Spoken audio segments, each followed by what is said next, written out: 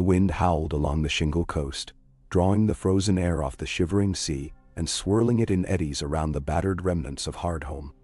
The settlement, once a thriving fishing village and wildling gathering place, had become a wasteland of splintered wood and frozen earth.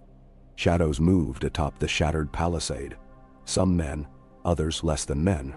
The stink of smoke, blood, and old death hung over the place like a shroud. Jon Snow crouched behind a collapsed section of the fence, Ghost pressed close at his side, his fur slick with damp and spattered with dirt.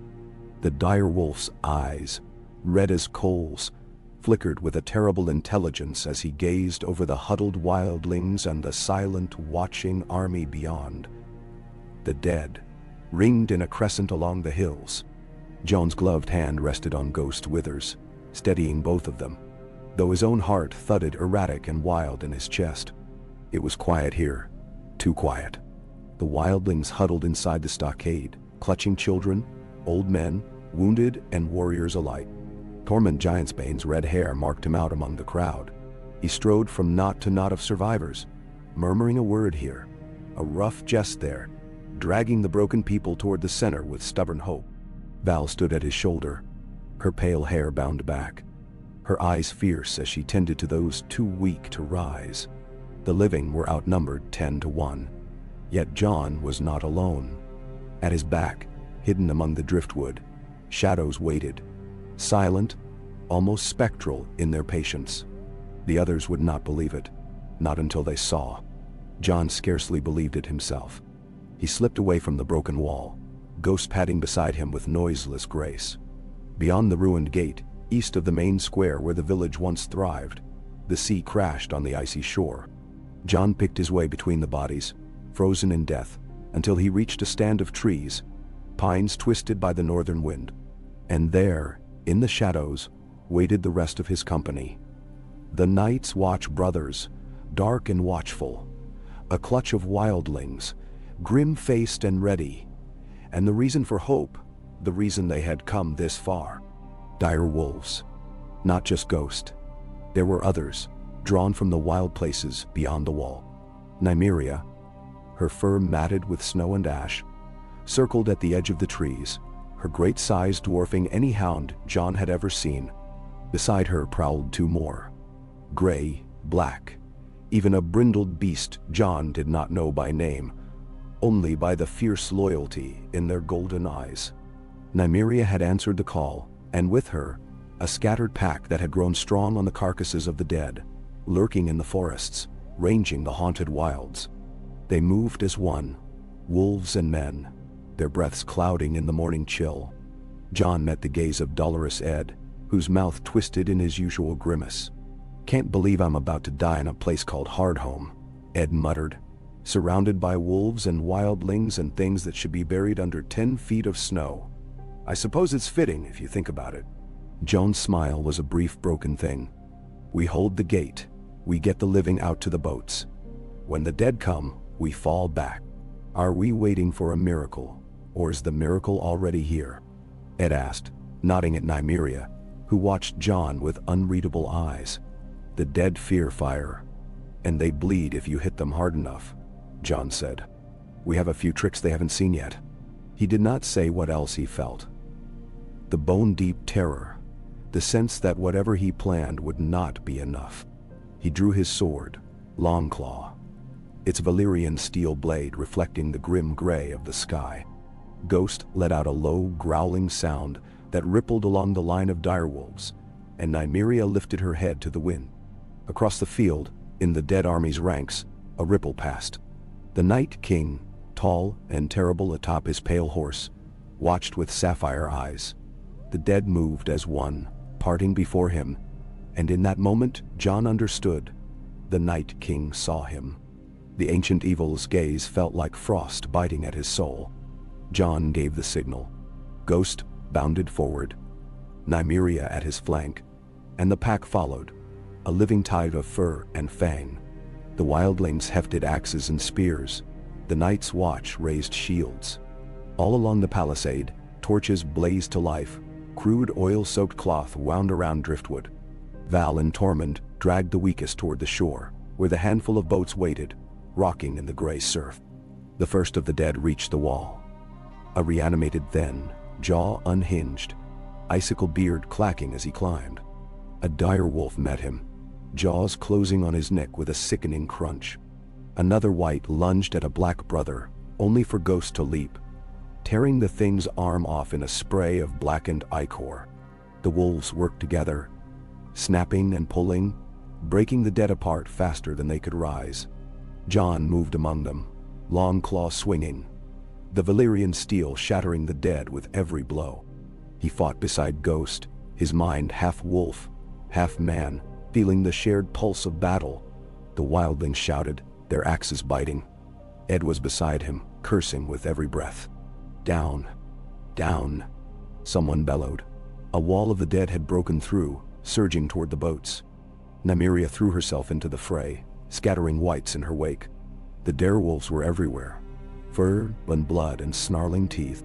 Jon saw one, gray and wild-eyed, take down 3 dead men at once. Another, the brindled beast, dragged a white from atop a screaming child and tore its head free. But still the dead came. The Night King raised his arms, and more corpses shambled from the sea, waterlogged and blue-lipped. Jon felt despair claw at him, but he kept moving. Strike, parry, thrust, trying not to count the losses. He saw Val, hair flying as she pulled a child to safety. Tormund roared, swinging his great axe, scattering bones.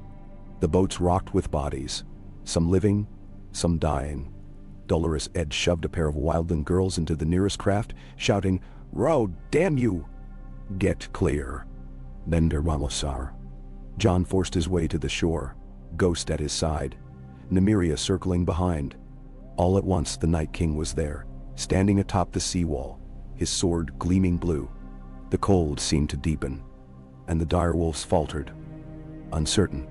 Jon met the Night King's gaze. All around him, the world slowed. The wind stilled. The dead stopped moving, as if waiting for some signal. Jon lifted Longclaw in both hands.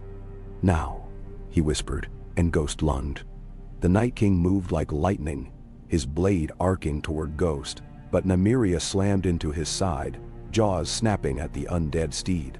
The horse reared and Jon was there, slashing at the Night King's back. Steel met ice with a sound like shattering glass. The Night King spun, his hand lashing out, catching Jon's throat. Frost crept along Jon's skin, burning, choking. But Ghost leapt, clamping his jaws around the Night King's arm. The blue blade dropped to the snow. Nymeria lunged for the creature's throat. For a heartbeat, all was still. The wolves, the man, the monster locked in a deadly circle. Then the Night King let out a sound, not a scream, but something deeper, ancient and terrible, echoing across the bay. The dead shuddered and stilled. Jon forced Longclaw up beneath the Night King's arm, driving the Valyrian steel through icy mail and flesh. The Night King staggered. Nymeria's teeth found his neck. With a final wrenching motion, Jon ripped the blade free. The Night King's body froze, then cracked, shards of blue ice spraying the snow. He collapsed, limbs shattering, and with him, the dead army fell. Whites crumbled, bones clattering, flesh shriveling. The sound was like 100 tombs opening at once, and then, silence. The direwolves backed away, fur bristling, tongues lolling, as if uncertain whether the danger had truly passed. Jon fell to his knees, breath coming in ragged bursts. Ghost pressed close, licking his face, whining low. All around, the wildlings stared, disbelieving. Tormund let out a bellowing cheer, echoed by the others. A ragged, desperate sound of victory. Jon looked up.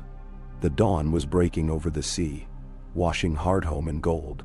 The boats drifted free, laden with survivors, pushing toward the safety of open water. He stood slowly, every muscle trembling. Nymeria nuzzled his hand, blood on her muzzle. Jon met her gaze, seeing something in those golden eyes. Gratitude, kinship, a fierce, wordless understanding. The battle was over.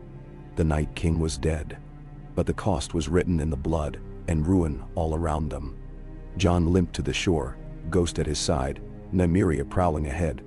The dire wolf army gathered, battered but unbroken, their howls rising to greet the sun. The wildlings watched them with awe and fear. These were no ordinary beasts, nor the men who led them. Dolorous Ed limped over, shaking his head. "I thought we were done for, Jon. I thought we'd all end up with blue eyes, stabbing each other for eternity." Jon managed a crooked smile. "We live. For now." Val approached, carrying the smallest child, eyes wide and haunted. "You called the wolves," she said. "You saved us." He shook his head. "We all fought. All of us." Tormund clapped him on the shoulder. "You did more than fight, Crow. You led us. I saw you strike down the ice demon himself." Jon did not know what to say. The weight of it pressed down. 1,000 lives, the future of the free folk, the fate of the North. And yet, there was hope here, in the golden morning, in the eyes of those who had survived. He looked back at the wolves, at Ghost and Nymeria, and their wild kin. They circled close, uneasy, sensing the change. Jon knelt beside Ghost, burying his face in the direwolf's fur. The living would never forget what happened at Hardhome. The song of this night would echo across the north, and in its telling, men would speak of Jon Snow and his direwolf army. The night when death was turned back, if only for a while. He rose, squaring his shoulders. "We have to move. The dead are gone, but others may come. We need to reach the wall." Tormund nodded. "Aye. South then. There's nothing for us here but ghosts." The wildlings began to gather what they could. Bundles, weapons, the wounded. Jon turned to Val. "The children go first. Then the women. Then the rest." "Menderal." She nodded, already moving among the survivors, her voice a whip and a balm. Ed lingered at Jon's side. "Never thought I'd see the day. Direwolves saving the living. You reckon the old gods are smiling?" "Maybe," Jon said, watching the wolves prowl the ruined village. "Or maybe they're warning us. Winter's not done."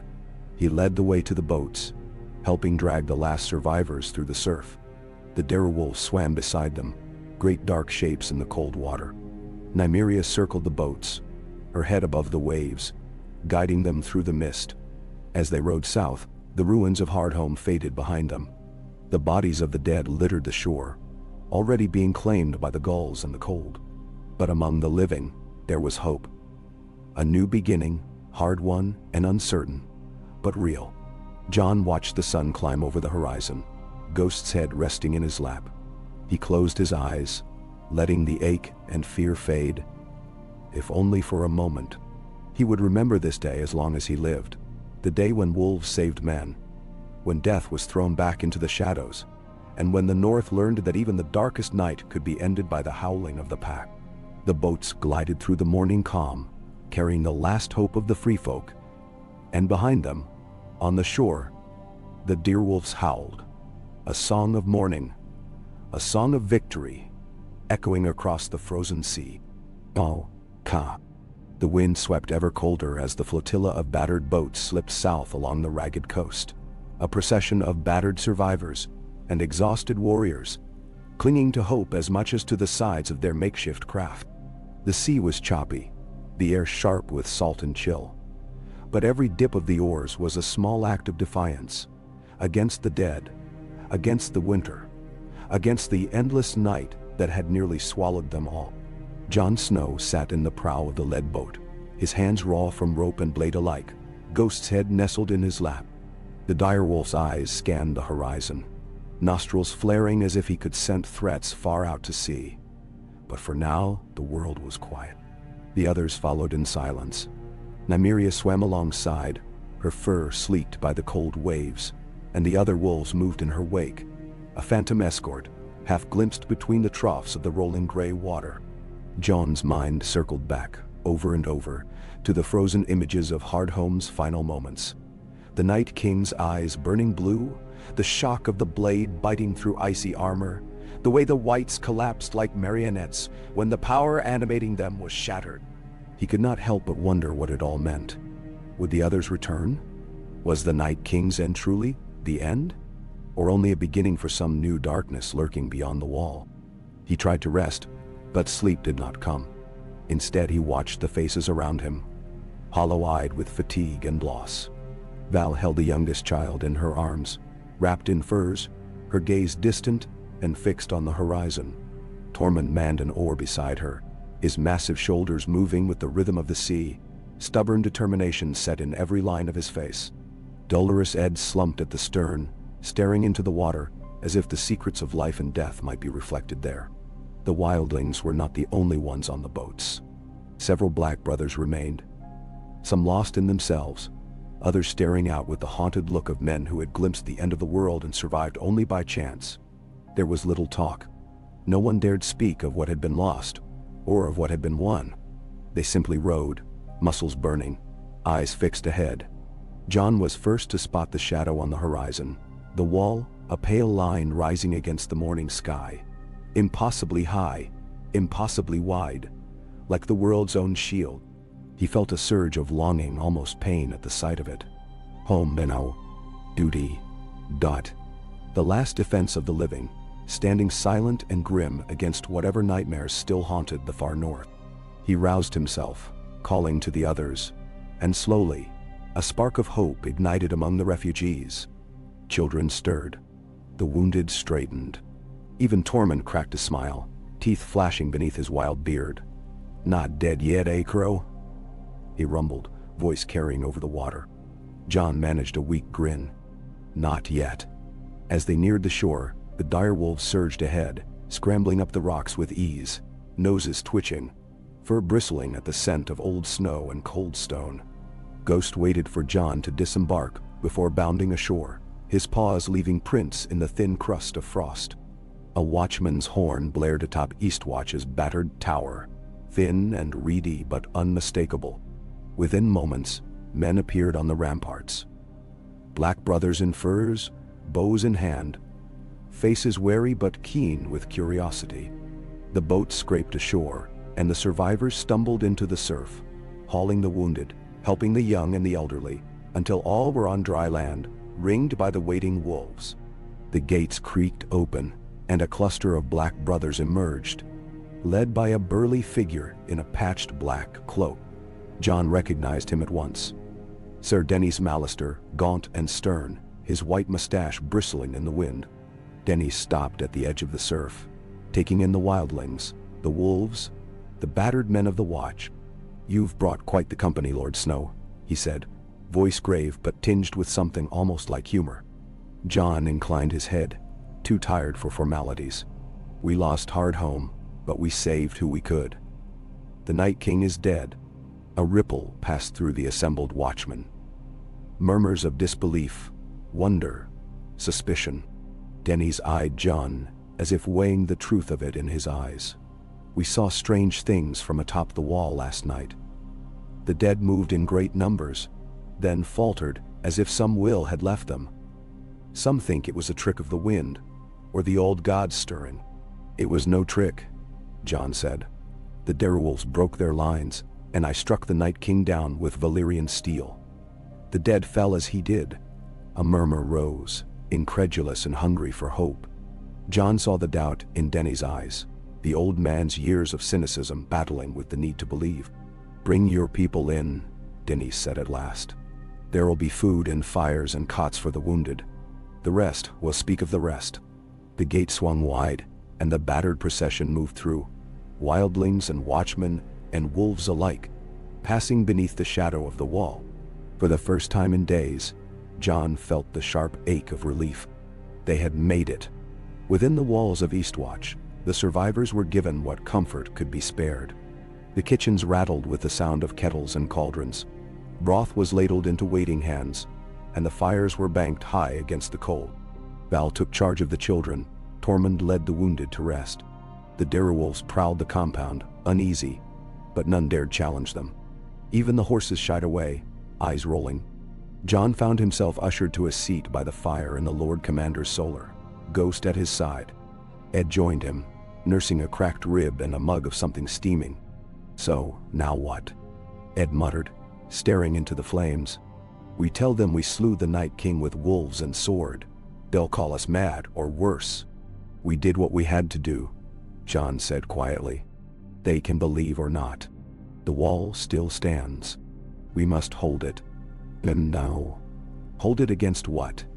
Ed asked, a trace of his old morose humor returning. "The dead are gone. If you're right, if the Night King's really ended, maybe we can all go home. Tell the free folk to find new lands. Let the Watch go quiet for another 100 years." Jon shook his head. "Something tells me it won't be that simple. There's too much blood in the snow. Too much fear in the world. Men will hear what happened at Hardhome. They'll come with questions, and if they don't like the answers, they'll make their own." The door creaked, and Denys entered, followed by Maester Harmoon, a stooped man with watery eyes and ink-stained fingers. Denys settled into the high-backed chair, fixing Jon with a keen stare. "Tell us what happened," he said, voice level. Jon spoke, reciting the events in a flat, measured voice. He told them of the Dead's assault, the direwolf pack's arrival, the battle at the gate, the confrontation with the Night King. He told them of the wolves' ferocity, how Nymeria and Ghost had torn the ancient monster down, how the Dead had fallen in droves the moment their master was destroyed. Denys listened in silence, fingers steepled, while Maester Harmoon scribbled notes with frantic energy. When Jon finished, the silence stretched. "Direwolves are rare enough, but a pack such as you describe." Harmoon broke off, shaking his head. "Some will say it's the old god's doing. Others will say it's madness. I don't care what they say," Jon replied, voice harsh. "I saw what I saw. So did everyone who survived." Denys nodded slowly. "What matters is what comes next. The wall must be warned. The North too. If the threat is ended, we must tell them. If not, we must prepare." "Mendo, I'll send a raven to Castle Black," Harmoon said, dipping his quill. "And to Winterfell." At the name, Jon felt a pang of longing, a homesickness deeper than bone. Sansa would be at Winterfell, Bran too. The North safe for now. Would they believe his tale? Would they care? He was not sure. As dusk gathered, Jon walked the ramparts, Ghost a silent shadow beside him. Below, in the yard, the direwolves paced, their presence unsettling even the hardiest black brother. Wildlings huddled near the fires, casting wary glances at their saviors. Only the children seemed unafraid, slipping between the wolves with giggles and whispers, as if they were no more dangerous than sheepdogs. Tormund found Jon at the edge of the wall, gazing north into the lengthening shadows. "You did it, Crow," Tormund said, clapping him on the shoulder. "You broke the Dead. You led the wolves. The free folk will remember."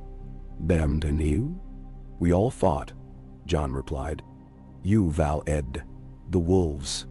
Still, you'll be a song before long. The bastard of Winterfell, the Wolf King, has a ring to it, eh?" Jon smiled, though it did not reach his eyes. Songs fade. Winter does not. They stood in silence, watching the last light bleed from the sky. Word spread quickly. By dawn, ravens had flown from Eastwatch to every corner of the Watch and even to Winterfell. Some called it a miracle, others a madman's boast, but the tale grew with every telling. The Night King was dead. The Dead themselves shattered.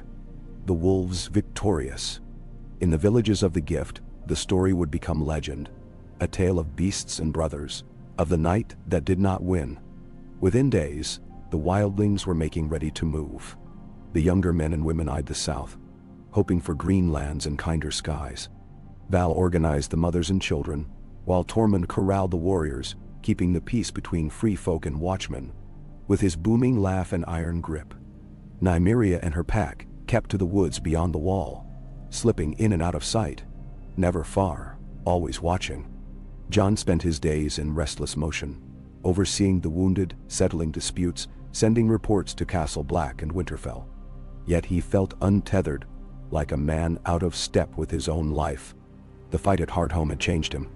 In dreams, he saw the Night King's eyes, the Dead falling, the wolves tearing through the snow. In waking, he wondered if something darker lingered, waiting to rise again. The days blurred into one another, cold and bright, marked by the routines of survival. The wildlings traded for supplies, black brothers repaired the battered gate. Men spoke of spring, of planting, of peace. Jon heard it all and felt none of it. Each night, he stood on the ramparts, looking north, wondering if the world had truly changed. One evening, as twilight gathered, a rider came from Castle Black, a skinny boy with a face wind-burned and raw. He carried a letter sealed in direwolf wax. Jon broke the seal with trembling fingers. The words were short, written in Sansa's hand. "Jon, we have heard your tale. The North stands ready. Winterfell will welcome any who come. The North remembers. Your sister, Sansa. It." He read it twice, 3 times, heart thumping in his chest. Ghost nudged him, red eyes knowing. "Home," the look said. "Family." By the next morning, Jon had made his decision. He gathered the wildlings and the Black Brothers, Tormund at his side, Val holding her child, Ed watching with weary eyes. "We march south," Jon said, his voice carrying in the chill air. "Winterfell will open its gates. The Night's Watch will remain at Eastwatch, but the free folk may go where they wish." A murmur rose, some wary, some hopeful, some angry. Tormund stilled them with a look. "You heard the man. The crows kept their word. Now we'll keep ours. No more raids, no more blood. The wall is not for us." They made ready, gathering supplies, bundling the youngest and weakest into wagons, lashing what few horses remained. The direwolves gathered, Ghost at Jon's flank, Nymeria ahead, her pack weaving among the wildlings as if to shepherd them south. The march began at dawn, the sky pale and streaked with cloud. They moved as one, wildlings and wolves, black brothers and children, a procession of the lost and the saved. Jon walked at the head, Tormund to his left, Val and her child to his right, Ed trailing behind. Ghost ranged ahead, sniffing the wind. Nymeria's howl sounded now and then, a warning, a call, a promise. They passed beneath the wall, and the world opened before them. Fields lying fallow, woods bare and stark, rivers iced over, but all alive, all full of promise.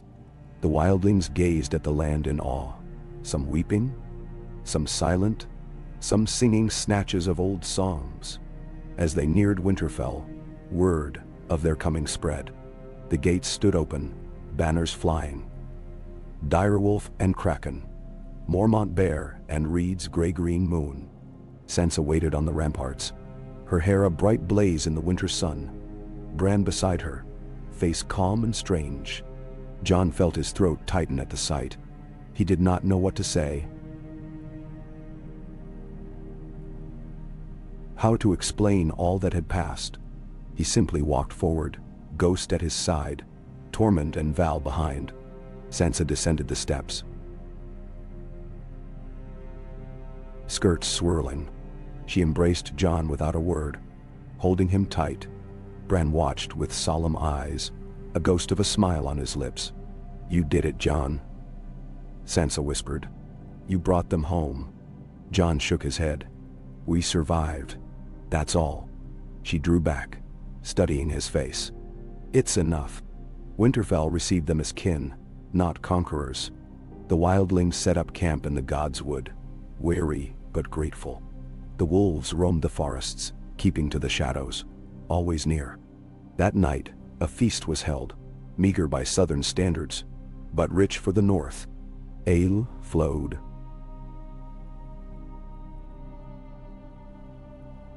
Songs were sung, and the tale of Hardhome was told again and again.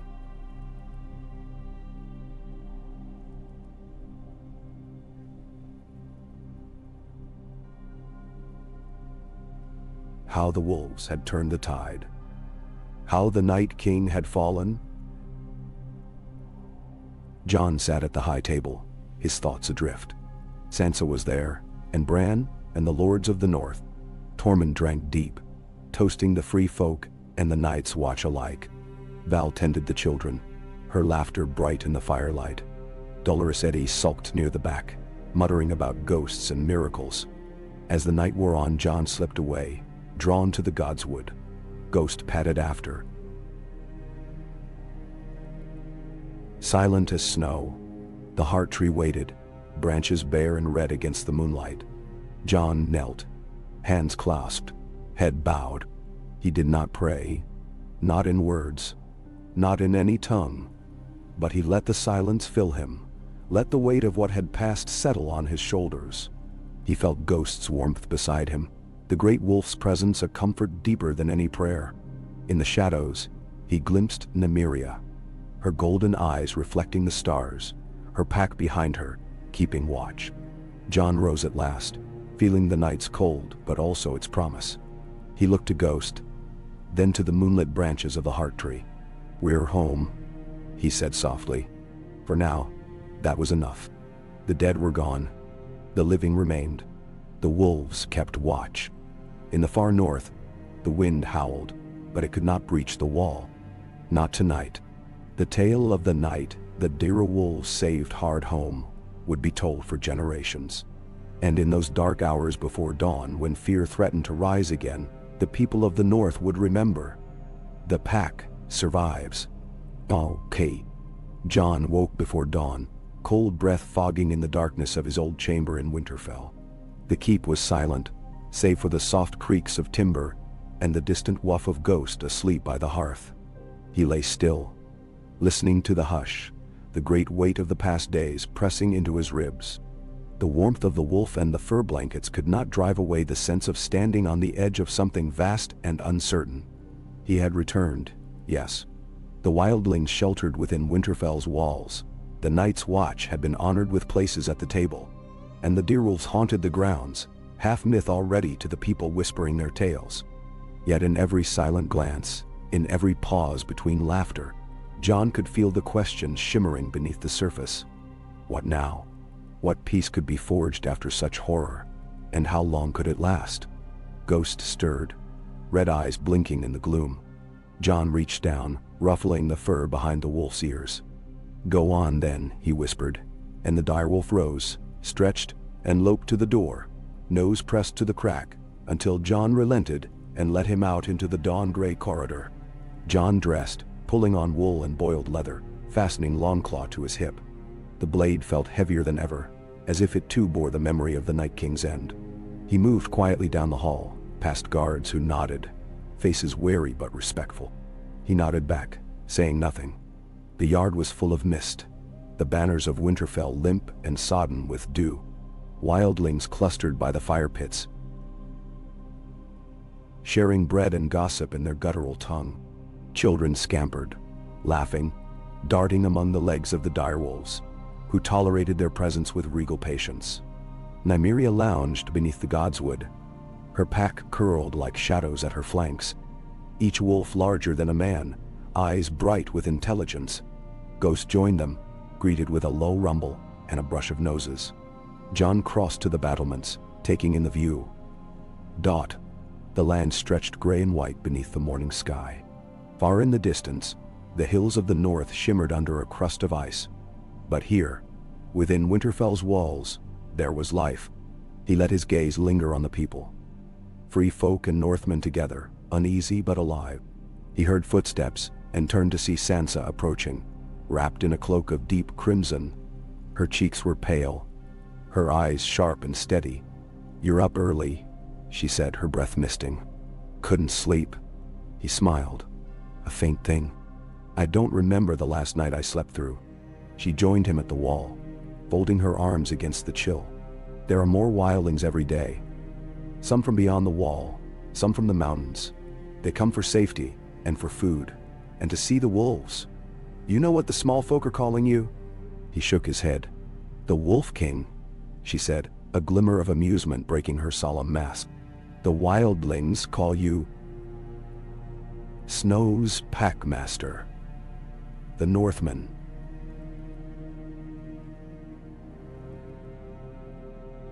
"Some whisper you're a Greenseer, that you can command the old gods themselves." Jon looked away, uneasy. "Stories. The truth is less grand. We got lucky at Hardhome. Stories matter, John. Sometimes more than truth. She hesitated, then, voice soft. They're saying the Night King's death is the end of the long night. That spring will come early. That peace is possible, now that the great evil is ended. He heard the hope in her voice and felt it echo inside him. A cautious, yearning thing. And do you believe it? She looked to the horizon, her jaw tight. I want to. But the South is restless. Ravens come every day. Lords demanding news. Old enemies sniffing for weakness. And the free folk. Some still slip away at night. Hunting or thieving. The men of the watch want to go home, or go south, or be done with it all. John nodded. People want to move forward, but no one knows how. Sansa turned to him, her gaze direct. You have to give them a reason. Lead them. Show them how. He shook his head, but she laid a hand on his arm, stopping him. You've led us through worse. The free folk trust you. The North listens. Even the lords of the Vale and the Riverlands wait to see what you'll do next. Don't let this peace slip away. He said nothing, caught by the force of her conviction. She squeezed his arm once, then left, her cloak swirling behind her. He lingered there, the cold biting his cheeks, thinking of all he'd seen. The dead rising, the wolves howling, the children fleeing through snow and flame. He remembered the moment the Night King's eyes faded, the stillness afterward, the knowledge that nothing would ever be the same. He looked down at Ghost, who watched him with the steady patience of the wild. The wolf seemed to sense his indecision, offering a low whine. A horn sounded at the gates, and John's heart jolted. The sound was not an alarm, but a call for attention. He hurried down the steps, Ghost at his side. At the gate, a group of riders waited, men in dark furs, led by a tall figure whose gray beard and sharp eyes marked him as Lord Glover of Deepwood Motte. Behind him came riders with the banners of House Mormont and House Serwyn, and, remarkably, a lone stark direwolf standard, faded but proud. John greeted them at the gate, Sansa at his shoulder, Maester Wolkan fluttering nearby. Glover swung down from his horse, bowing stiffly. Lord Snow, he said, the title heavy with new weight. Lord Glover, Lady Mormont, Lord Serwyn, welcome to Winterfell. Glover nodded, scanning the wildlings, the wolves, the battered faces of the North. We heard the stories, wolves and wildlings. The Night King dead at your hand. We came to see the truth. John let them through, leading them to the hall, where fires blazed and ale was poured. As they sat, he told them the story of Hardhome, the direwolf pack, the end of the dead. He spoke plainly, leaving out none of the horror or the sacrifice. When he finished, Lady Lyanna Mormont stood, chin high. I believe you, Jon Snow. I always have. You saved the North, and you saved my people. If there's peace to be made, we'll make it together. The others echoed her, some more grudging than others. But the unity was real enough. A pact was struck, protection for the free folk in exchange for service and oaths of peace. The watch to be maintained, but its numbers drawn from both North and wildling alike. A new guard, to face whatever might come. That night, in the hall, there was laughter. Awkward at first, but warming with every song and mug of ale. Wildlings and Northmen shared tales. Children played beneath the tables, and the direwolves stalked the shadows. A silent promise that the North would not fall again. John sat at the high table, Sansa to his right, Glover and Mormont to his left, watching as old enmities were slowly, painfully set aside. Tormund, flushed with drink, led a group of wildlings in a raucous chant, while Dolorous Ed, dragged to the front by a pair of children, tried to remember the words to an old watchman's song. Val slipped into the seat beside John, her eyes bright with the firelight. It will not last forever, this peace,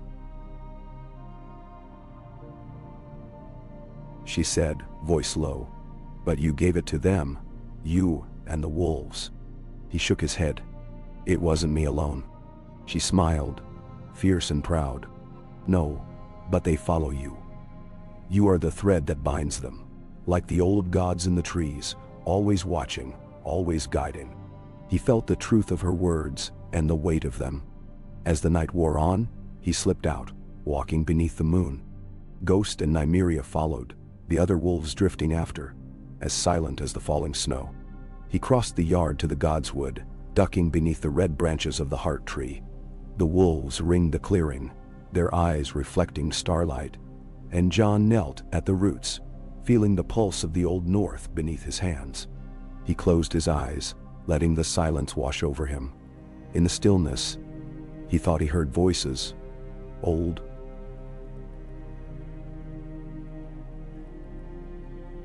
slow, like the creak of the trees, the sigh of the wind.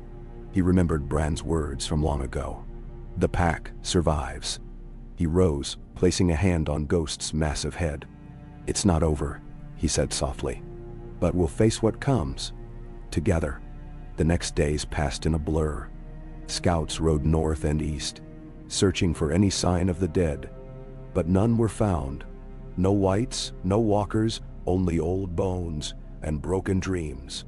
The wildlings settled into villages along the Gift, planting the first crops of spring, rebuilding where the dead had left nothing but ruin. Northmen and free folk trained together, grudging at first, but respect blossomed with every contest of arms. Sansa worked to mend old wounds, meeting with lords and clan chiefs, brokering peace where there had been blood. Jon rode the length of the north, Ghost always at his side, checking on every holdfast, every new village. In his wake, the wolves ranged the forests, a silent, terrifying reminder of Hardhome and what had been overcome. Slowly, the news spread beyond the Neck, reaching White Harbor and even as far as King's Landing. Tales of direwolves and wildlings. The Night King destroyed, the North united. Some dismissed it as northern madness, others as prophecy fulfilled. Jon did not care for prophecy.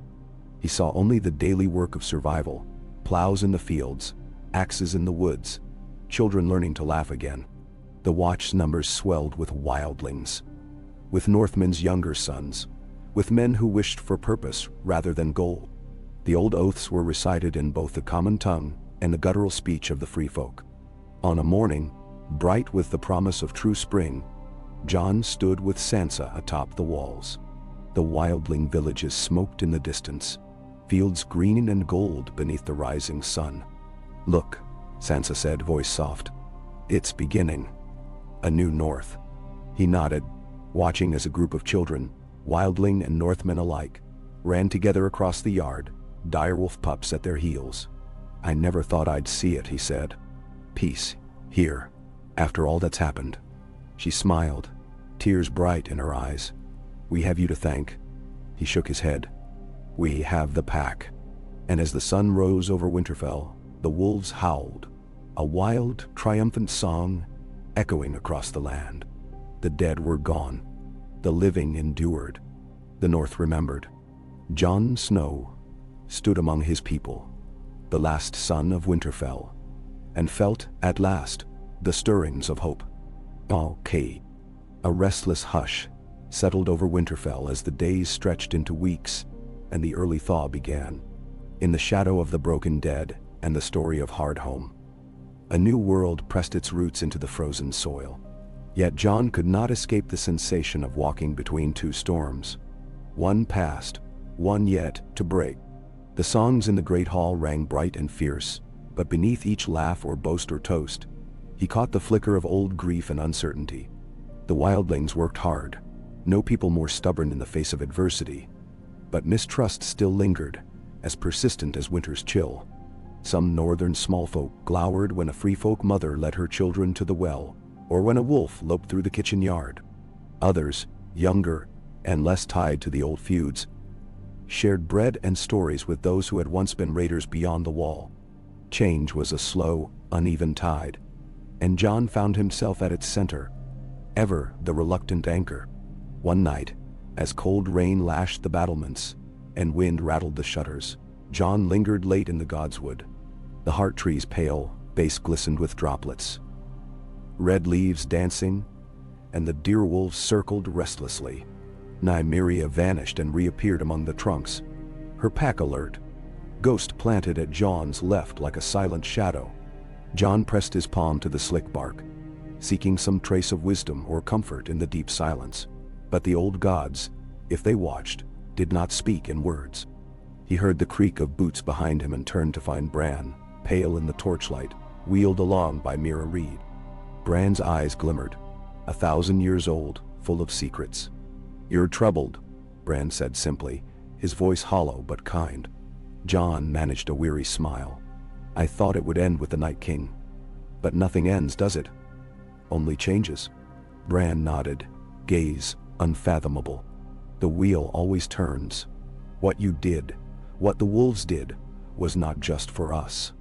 There are powers in the world, Jon. Some sleep, some wake. The dead may be gone for now, but the North has always been a land of old magic." Jon hesitated. "Do you see something I should fear?" Bran looked past him, to the shifting shadows of the trees. "Not fear, prepare for. The stories will spread. The South will not understand, not truly. But there are eyes on the North. You must be more than a wolf in the night. You must be a shield for your people, for all people." Jon's hand tightened on the pommel of Longclaw. "I don't want a crown." Bran's lips twitched, almost a smile. The old gods rarely ask what men want. Before Jon could answer, Nymeria gave a low growl, echoed by her kin. A flicker of movement at the edge of the godswood. Shapes moving between rain and shadow. "Watchman, come to fetch him." Jon left Bran to the trees, Ghost at his side, and followed the summons into the keep. Inside the hall, the lords and elders had gathered. Glover, Mormont, Serwyn, the brawny figures of the free folk, Tormund at their head, Val beside him, Sansa on the dais in her accustomed place of authority. The firelight gleamed off their faces, painting the old stones gold. Lord Glover rose, voice carrying. "We've had another raven from White Harbor. Lord Manderly says the king's men are stirring. Word from the south is that the queen is curious and cautious. She means to send her own men north to see what's been wrought." Sansa's tone was iron beneath velvet. "Shall not march her armies into the north without leave. Winterfell stands as it always has, sovereign, loyal to its own. But we cannot seem hostile. If the south fears us, war will come again." Lady Mormont nodded, fierce as ever. "Let them come and see. Let them see the truth of what was done at Hardhome. Let them look into the eyes of a direwolf and remember the strength of the North." Tormund snorted, slapping his mead cup on the table. "If they come with swords, we'll show them steel. If they come with words, let them taste northern ale and see we're not monsters." Val spoke quietly, her words in the wildling tongue, translated by Sansa.itd. "We seek only peace. Our children have bled enough. Let them see that." Jon listened to it all, weighing the options. The South, King's Landing, Old Town, even the Riverlands, would never truly believe the tales of walking corpses and wolves who broke an army of whites. They would see only power shifting in the north, and power frightened southern lords more than stories of ice and shadows. He spoke finally, his voice even ringing in the stone chamber. "Let the Queen's men come. Show them our fields, our people, our strength. Tell them of the dead and the direwolves, and let them see our intent. We do not seek conquest or vengeance. We only wish to live, and to be left to our own laws." There was nodding. Some grim, some reluctant. But unity held. Plans were made to receive a southern delegation, rooms readied, patrols increased, banners chosen for display. Jon appointed men and women of both the Watch and the Free Folk to guard the walls, visible proof of the new order. The next days were a flurry of preparation. The direwolves, wild and wary, kept to the forests more, though Ghost and Nymeria ventured close at night, looming sentinels for the restless castle. Children gathered at dusk to hear tales from Old Nan and from wildling elders, stories of giants and grumpkins, of the night the wolves howled back the dead. Jon found moments of quiet in the armory or atop the gatehouse, staring south. He remembered all those lost at Hardhome, at the wall, at the long night's many dark crossroads, Sam and Gilly at the citadel, Arya somewhere across the sea, the brothers fallen on the ice. Each memory was a pebble in his boot, familiar, unyielding. The southern delegation arrived on a rainy afternoon, banners snapping, horses steaming, 100 men, gold and green and black, riding with careful order under the standards of the crown. At their head came Sir Edric Arryn, cousin to the Lord of the Eyrie, chosen for his reputation as a just if somewhat chilly envoy. He wore white and blue, sword at his hip, his cloak silvered with rain. Sansa greeted him at the gate, Jon at her side, flanked by Tormund and Val, by Lady Mormont and Ghost, who stood head and shoulders above the nearest hound, fur-bristling red eyes never wavering from the newcomers. Sir Edric bowed, his eyes flicking to the direwolf, then to Jon. Lady Stark, Lord Snow, we come on behalf of Her Grace the Queen to bear witness and offer friendship, or warning, as need be. Sansa returned the bow, cool and poised. You are welcome in Winterfell. Sir Edric, all will be shown, nothing hidden. You are free to speak with any of our people. Mansowand. Jon watched the Southerners as they entered, faces pale and wary, some trying and failing to hide their fear at the sight of the wolves. He caught whispered rumors, witchcraft, beast shifting, old gods walking. He let them whisper. Better fear than contempt, he thought. Over the next week, Sir Edric and his men saw all there was to see.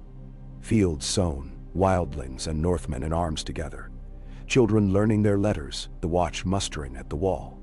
He watched as direwolves ran with the hunting parties, as Val presided over a birthing in the healer's cottage, as Tormund boomed laughter with Lady Mormont by the fire. Every night, he dined with Jon and Sansa, listening, questioning, probing for secrets. He could not shake his awe at the wolves. On the third night, Nymeria entered the hall, her presence sending silences rippling outward. She sat by the hearth, her pack watching from the doorway, and Jon met Edric's gaze across the table. Do you believe it now? Jon asked quietly. That it was not only men who saved the North. Edric hesitated.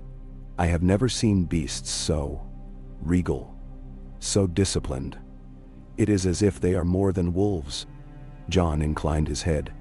They are, as we must be now. Edric studied him. The South will not understand. They will fear. They may act out of fear. Jon's voice was soft but resolute. Let them come and see. Let them learn. If they cannot, let them keep their distance. By the time the delegation prepared to depart, it was clear the old order had changed. Edric presented Sansa and Jon with a letter, sealed in royal gold. It was not a declaration of peace. No Southerner would offer that. But an acknowledgement. The North would rule itself. The wildlings would keep their land. The watch would endure, and the crown would watch but not interfere, so long as the North gave no cause. That night, Sansa called the lords and chieftains to the hall, Edric a guest of honor, and the fires burned late. She spoke of peace, of unity, of the new bond forged in blood and fire. Jon spoke of vigilance, of keeping the memory of Hardhome alive, of teaching the children that the dead could return if the living forgot the price. Tormund raised a toast, mead spilling down his beard. To the wolves and the crow who led us. To the children who will never fear the dark. To the North. The hall roared approval, wildlings and Northmen alike. Late, after the revels faded and the keep slept, Jon found himself alone atop the broken battlements, the wind scouring his face. Ghost pressed close, Nymeria and her pack shadows in the moonlight. Jon looked out over the wild north, at the new fields, the lights of the villages, the dark forests teeming with wolves. He closed his eyes, feeling the peace, fragile and fierce, like a flame in a storm. The threat of the South remained, the old wounds not fully healed. But for this moment, hope lived. The North had bled and survived. The pack had howled and endured. Jon let his hand rest on Ghost's head, and in the quiet, the wolves began to sing. low and wild and beautiful, their voices rising to the stars. It was not a song of sorrow, nor only of victory, but of life, renewed and unbroken, echoing into the long northern night. Snow flurried down in delicate white wisps that clung to the battlements and dusted every eave and corner of Winterfell. The storm was soft, not the biting wrath of deep winter, but a gentle shroud over the restless world Jon now shepherded. The dawn brought a pale gold light, flickering off icicles and turning the entire yard to glass. From his perch atop the eastern wall, Jon looked down on a north that seemed to have drawn one long deep breath, neither fully at peace nor bracing for battle, but balanced on a precipice between the old ways and the future. The days after the southern delegation's departure blurred together. Word traveled fast and far. Some northern houses sent riders with congratulations or promises of support. Others sent little more than cold silence. Still, the mere absence of war was enough. Wildling children played in the shadow of the godswood, their laughter mingling with the calls of Northmen's sons and daughters. The direwolves ranged as far as the village fields, never menacing but never letting themselves be tamed. Jon often walked with Ghost along the tree line, watching Nymeria's pack vanish into the mist, always a little apart from mankind. Each evening, Sansa met him in the solar to share tidings. How Lord Manderley had sent his bakers to teach wildlings the art of bread. How Lady Barbary Dustin had offered horses bred for winter's hard road. How even the gruff hill clans were beginning to trade rather than raid. The South seemed content to wait and watch, at least for now. One night, the embers of a half-forgotten feast dying in the hearth, Jon and Sansa lingered in silence, the quiet between them as familiar as old wool. Sansa spoke first, her voice low and raw with honesty. "I never thought I'd see it. Children of free folk and Northmen making snowmen in the yard. Peace always seemed like a story for someone else." Jon smiled, though a shadow crossed his features. "Stories end, or they change. Nothing lasts forever. Do you want it to?" she asked. He shook his head, then nodded. "I want them to have a chance, a childhood, a choice." Sansa studied him, her eyes clever and kind. "You could have it too. You're not only the Wolf King in the eyes of others, Jon. You're still our brother. You still belong." He looked away, his jaw tight. "I belong where I'm needed. If peace holds, maybe then." A sudden commotion cut through the quiet. Shouts from the yard, the frantic clanging of the gate's warning bell. Jon was on his feet and out the door before the echoes faded, Ghost bounding ahead, Sansa following, her skirts whispering over the flagstones. In the torchlit yard, they found a battered group pressed against the gates, a half-dozen wildlings, their furs crusted with ice and their faces marked with exhaustion and fear. Behind them, the direwolves paced, hackles raised. Jon recognized one of the men, Hareth the Tall, a raider turned farmer in the new gift. Sansa reached them first, arms spread wide in welcome. Jon approached with care, but Hareth fell to one knee, gasping out the words in the old tongue before switching to the common. "Riders, beyond the shivering forest. Armored men, banners we don't know. They came from the east, not the south. They have fire, steel, and something else. Not Southerners, not Northmen."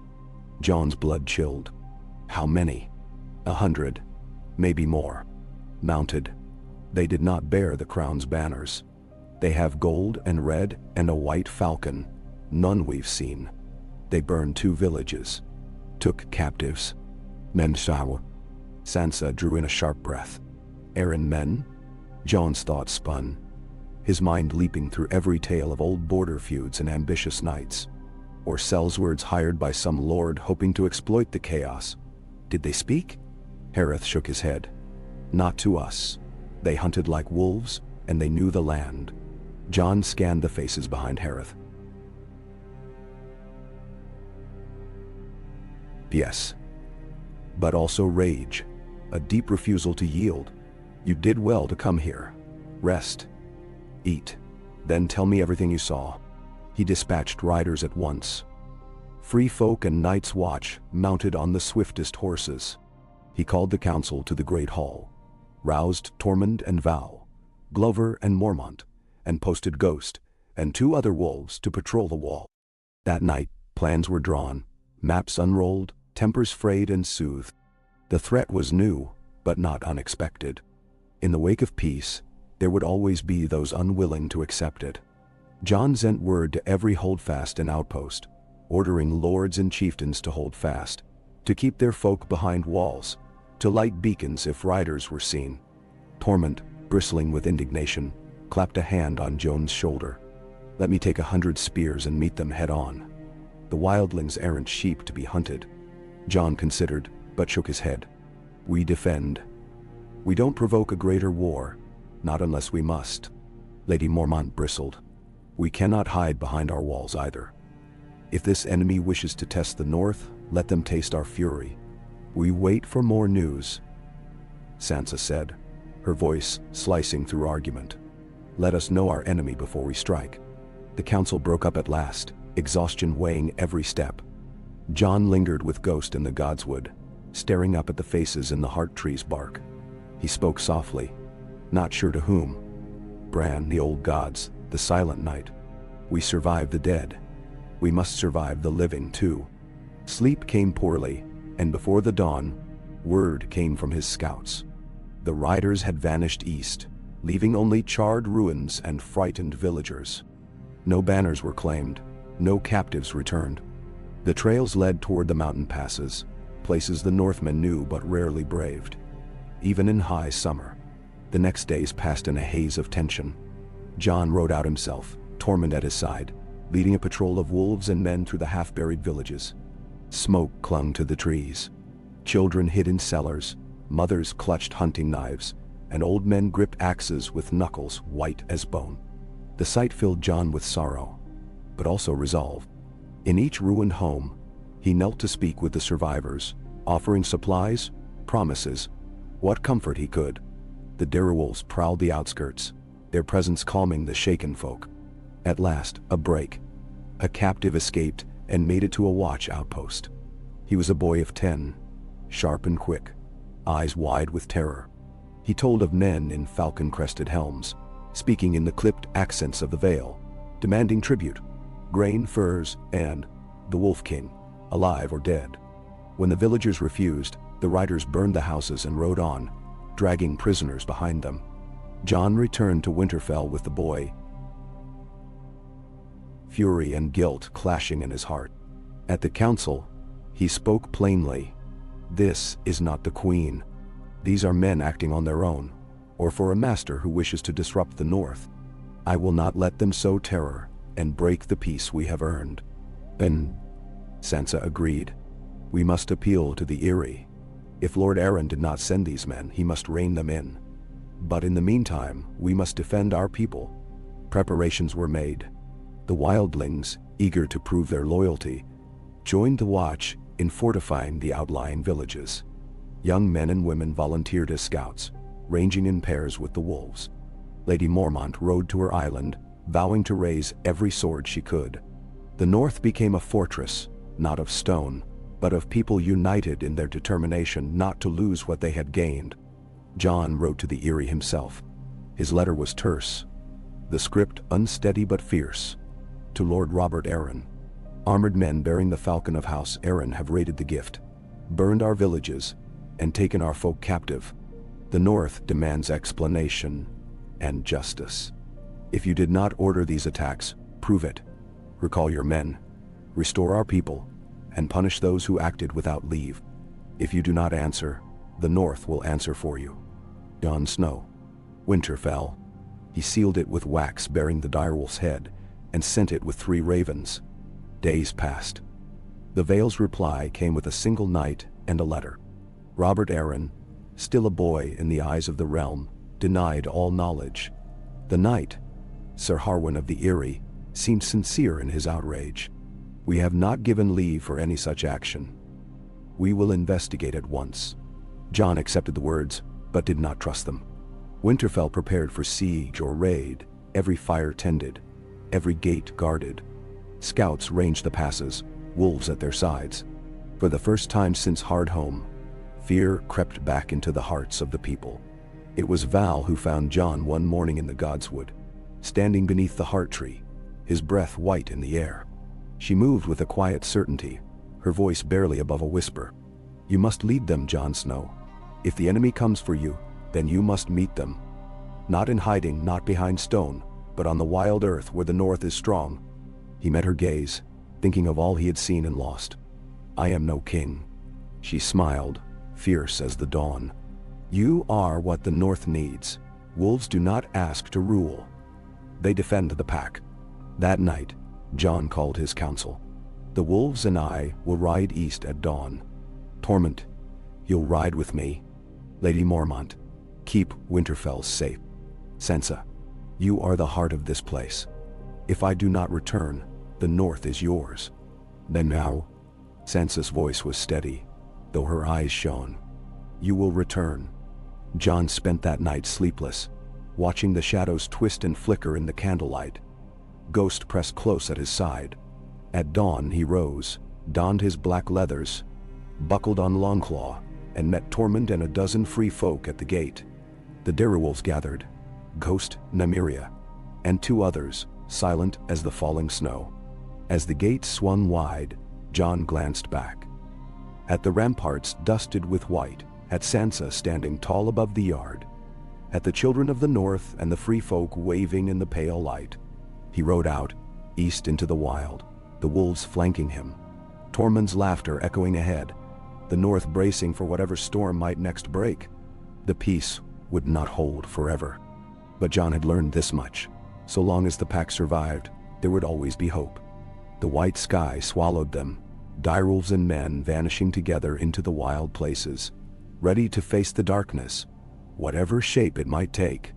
The forest east of Winterfell had never lost its wildness, even with the last hard winter fading and the hand of man pressing deeper. Fields carved from the old wood, paths trodden by wildling boots and watch patrols. The trees here stood ancient, tangled and close. Jon led his band into the heart of the shivering forest beneath a sky as pale as milk, his breath rising in the cold, his mind alert to every subtle sound that did not belong. Ghost loped just ahead, massive and silent. Snow-white fur streaked with the dark, spattered mud of the thaw. Nymeria and her two kin circled farther out, faint gray shapes flickering between trunks and shadows. Behind Jon, Tormund whistled tunelessly, the wildling's red beard crusted with frost, his hands never straying far from the axe at his side. The other free folk followed, lean and grim-eyed, armed with spears, bows, whatever steel or bone could be scavenged from the long wars. No one spoke much. The woods made men wary. Even Tormund's boasts dwindled to muttered oaths about hidden Vale bastards and the honor of burning their banners. Jon was grateful for the hush, the stillness sharpening his focus. He listened for the flutter of wings, the scurrying of beasts, the far-off wail of a lone wolf. These were sounds of life, of the world set right. The crunch of armored boots, the jangle of reins, the snap of foreign banners. Those were the sounds he dreaded. They moved quickly by day, taking shelter at night, in hollowed trees or shallow caves. Smoke was forbidden. They ate cold, kept watch in pairs, and let the wolves do what the wolves did best: range, scout, and warn. The direwolves returned with fur bristling in silent warning whenever strangers drew near. More than once, Jon's band skirted signs of riders, churned mud, crushed ferns, horse dung steaming where it lay. By the third day, the wildness was thick enough to choke.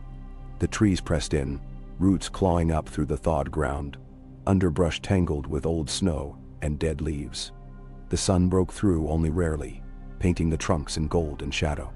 Jon found himself thinking of his first rides north of the wall, the feeling of being watched by eyes older than men. He carried that caution now, eyes never still, hand always near Longclaw's pommel. Just past noon, Nymeria returned at a run, shoulders low and tongue lolling with exertion. She gave a low, urgent whine. Ghost lifted his head, hackles rising, and Jon's heart hammered in his chest. Tormund noticed at once. Trouble. Jon nodded. Show me. They followed Nymeria, winding off the main track through a gully filled with icy runoff. The woods thinned, then broke open into a clearing. Recently trampled, muddy and scarred with deep ruts. In the center, a cluster of tents ringed a battered cookfire, smoke trailing thin as a dying snake.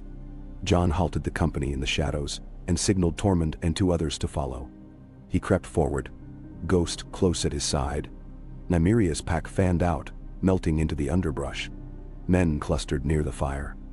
6, all in piecemeal armor, bearing the falcon crest of the Vale in white on blue.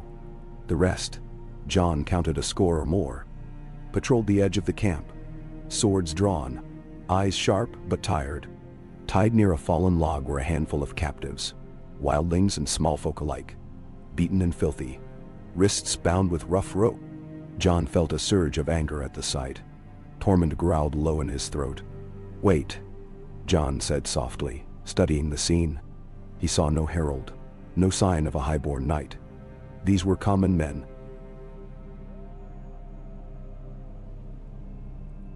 Sellswords or younger sons, tasked with keeping the prisoners while others rode out. A distant whistle, a crow, sharp and brief, sounded from the trees behind. One of the Vale men stiffened, turned, and called a warning. The patrol drew in, weapons ready, as a new group emerged from the far side of the clearing. There were more of them, nearly 40. Mounted and armored, some bearing banners of white and gold, others in mismatched helms. At their head rode a tall man in gilded plate, his surcoat emblazoned with the falcon, and a new sigil, a black fist clutching a lightning bolt. Jon watched, heart thudding. Tormund shifted at his side. That's no Aaron Lord I know. The tall man swung down from his horse, mud spattering his boots. He strode to the fire, barked orders to the sentries, then turned to the captives. Where is he? He demanded, voice harsh. Where is the Wolf King? The prisoners cowered, but one, a woman with a bloodied brow and a defiant glare, spat at his feet. You'll find no king in these woods, only death. We'll not betray our own. The man backhanded her, sent her sprawling. I am Ser Boros Redfort, by the Queen's command, the law in these lands until the North submits. We seek the beast who calls himself king, Jon Snow. Give him up, and your suffering ends. Now. Jon felt his anger cool to something sharp and cold. He turned to Tormund. Circle left. I'll go right. Wait for my signal. He retreated to the shadows, signaled the others, and watched as his friends melted away. The direwolves slunk low through the brush, their eyes never leaving the armed men. Jon's mind spun through the options. A direct attack would cost lives, perhaps even the captives. But if they waited too long, the enemy might move, take their prisoners deeper into the Vale's territory, away from northern help. He took a deep breath, feeling Ghost pressed close. Not yet, he murmured. But Ghost whined, every muscle quivering. As dusk drew down, the enemy grew restless. 2 men dragged the defiant woman to the fire, shouting threats and curses. A Vale knight pressed a dagger to her throat, demanding she speak. That was enough. Jon gave a low whistle, like the cry of a hawk, and in the next heartbeat, chaos erupted. Ghost burst from the trees with a snarl, white as a ghost, his jaw snapping. Nymeria and her kin streaked from the opposite side, fangs bared. Jon and Tormund crashed from cover, axes swinging. Wildlings poured in behind, shrieking war cries, spears flashing in the firelight. The camp exploded in confusion. Horses reared and broke. Men screamed and fell beneath direwolf jaws. Jon's sword found the nearest enemy, Longclaw cleaving through mail and bone. He fought with the wolf's fury in his blood. Strike, parry, thrust. His movements almost inhumanly fast. Tormund hacked a path to the prisoners, cutting ropes and hauling the wounded to their feet. The woman with the bloodied brow spat curses at her captors even as Tormund pulled her free. Ser Boros Redfort rallied his men, swinging his longsword in great, arching sweeps. He called for his horse, but Ghost blocked his way, blood dripping from his maw. Nymeria leapt, jaws closing on a fleeing squire, while the other wolves drove the enemy into the trees. Jon squared off against Boros, steel ringing in the dusk. The Vale Knight was tall and strong, but Jon was quicker, surer, every motion honed by battles beyond the wall and beneath it. They traded blows. Sword to sword, gritted teeth, curses. "Traitor!" Boros snarled. "Beast! The queen will have your head." Jon answered only with silence, blade flashing in the failing light. He drove Boros back, step by step, until the knight slipped on bloody mud and went to one knee. Jon pressed his sword to the hollow of Boros' throat. "Yield, and your men live." Boros spat. "Never. The South will tame the North yet." "Dah." Jon's anger flared, but he forced it down. "Not today." He struck the man with the pommel of Longclaw, sending him sprawling. The last of the enemy scattered, some into the woods, some trampled by their own frightened horses. Jon's men rounded up the wounded and bound those who surrendered. The direwolves prowled the edge of the firelight, eyes red as embers, keeping the prisoners cowed. As quiet returned, Jon knelt by the freed captives, checking their wounds.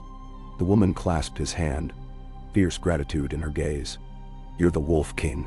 My sons are safe thanks to you." He shook his head. "We're just men and wolves. We survived together." Tormund found a flask of sour wine, handed it around, and the rescued wildlings passed it with murmured thanks. The others made camp. No fires, no boasting. Jon sent scouts to shadow the fleeing survivors, ordered the direwolves to keep watch. That night, sleep came hard and restless. Jon lay staring up at the black sky, Ghost pressed close, his mind troubled by Boros' words. The Queen's command.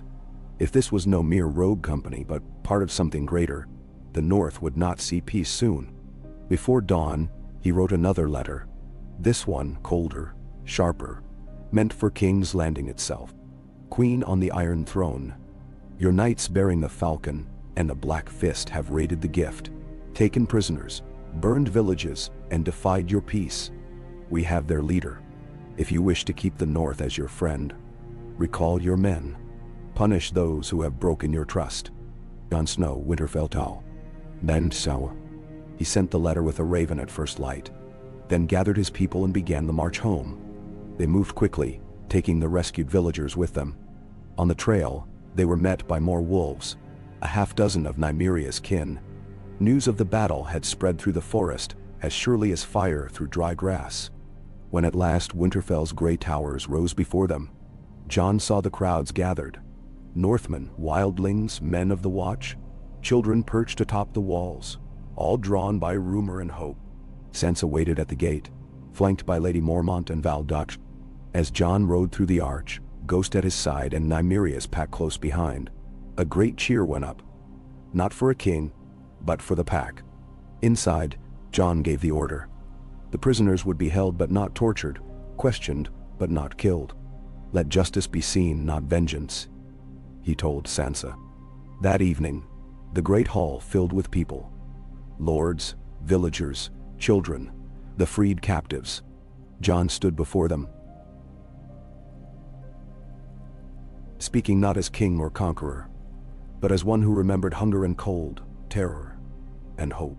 We fought the dead together. We can face the living. The South will test us, but we will not break. We will answer cruelty with strength, but also with honor. The North endures. The pack survives.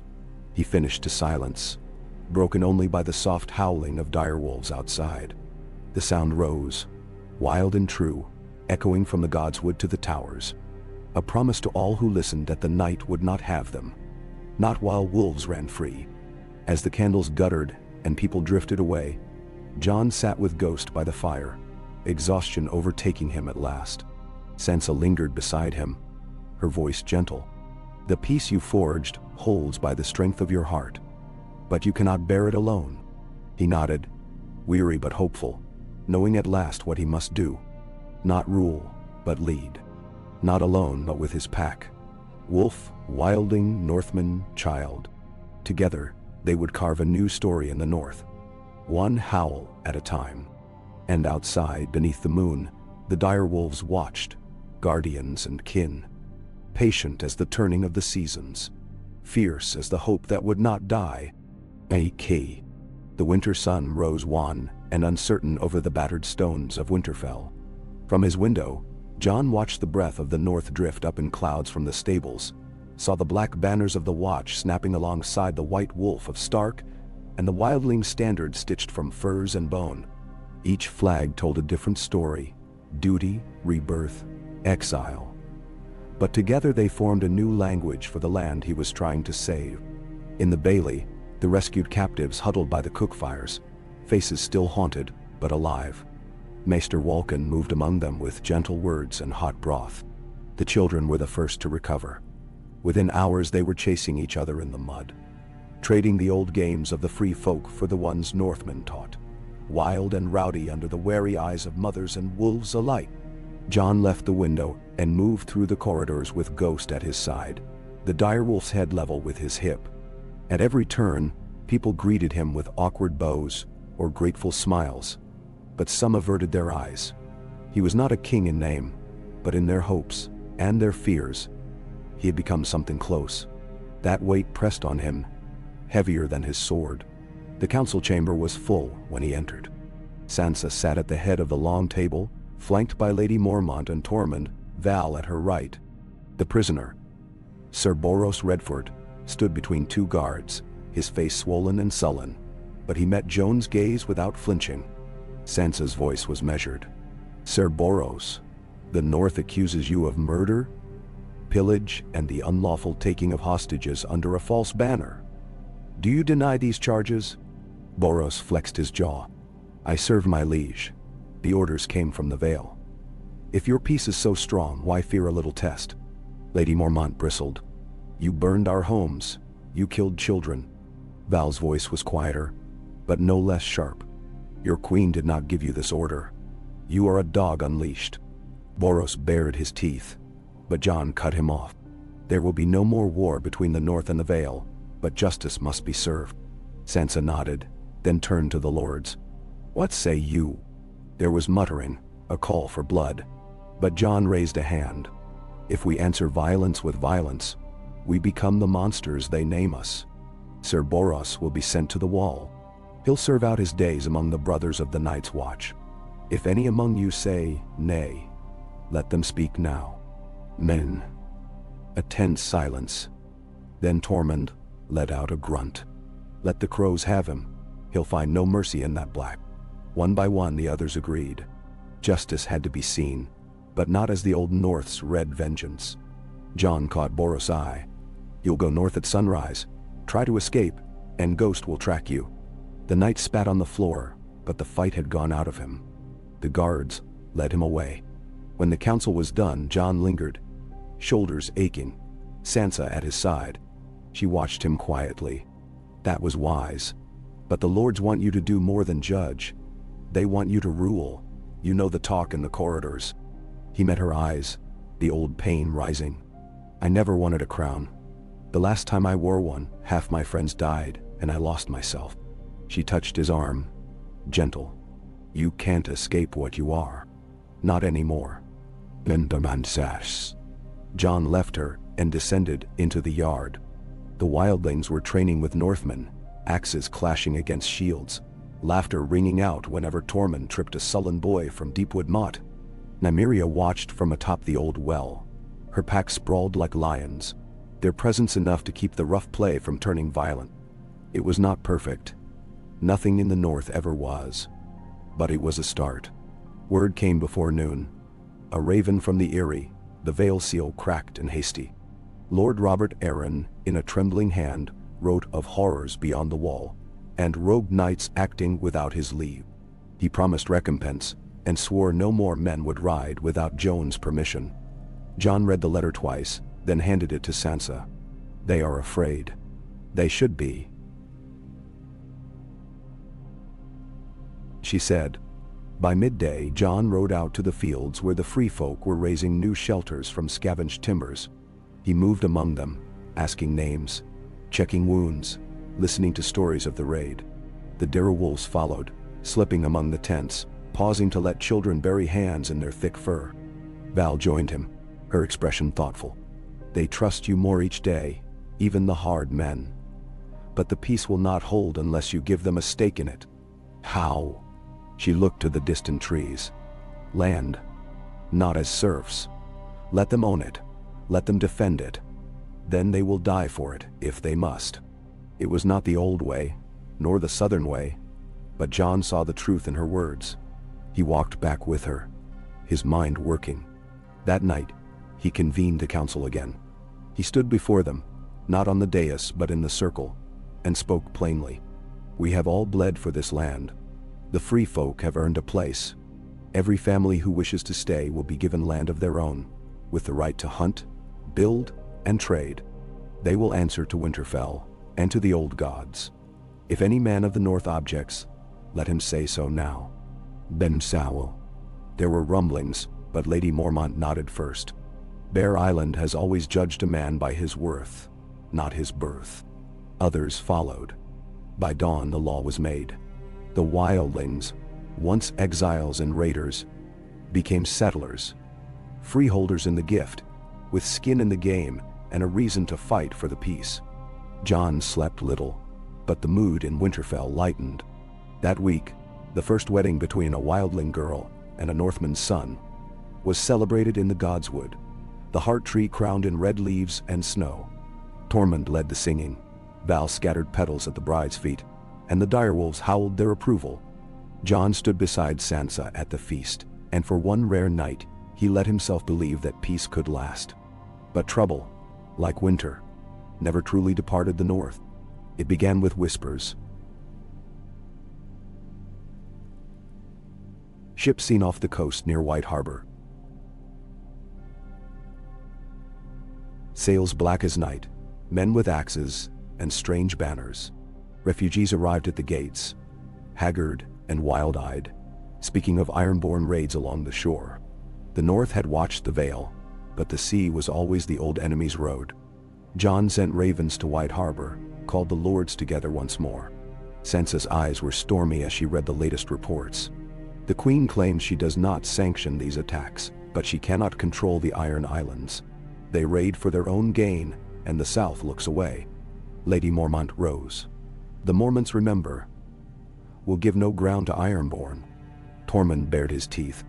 Let's teach them to fear the wolves. Jon's answer was measured but fierce. We defend our own.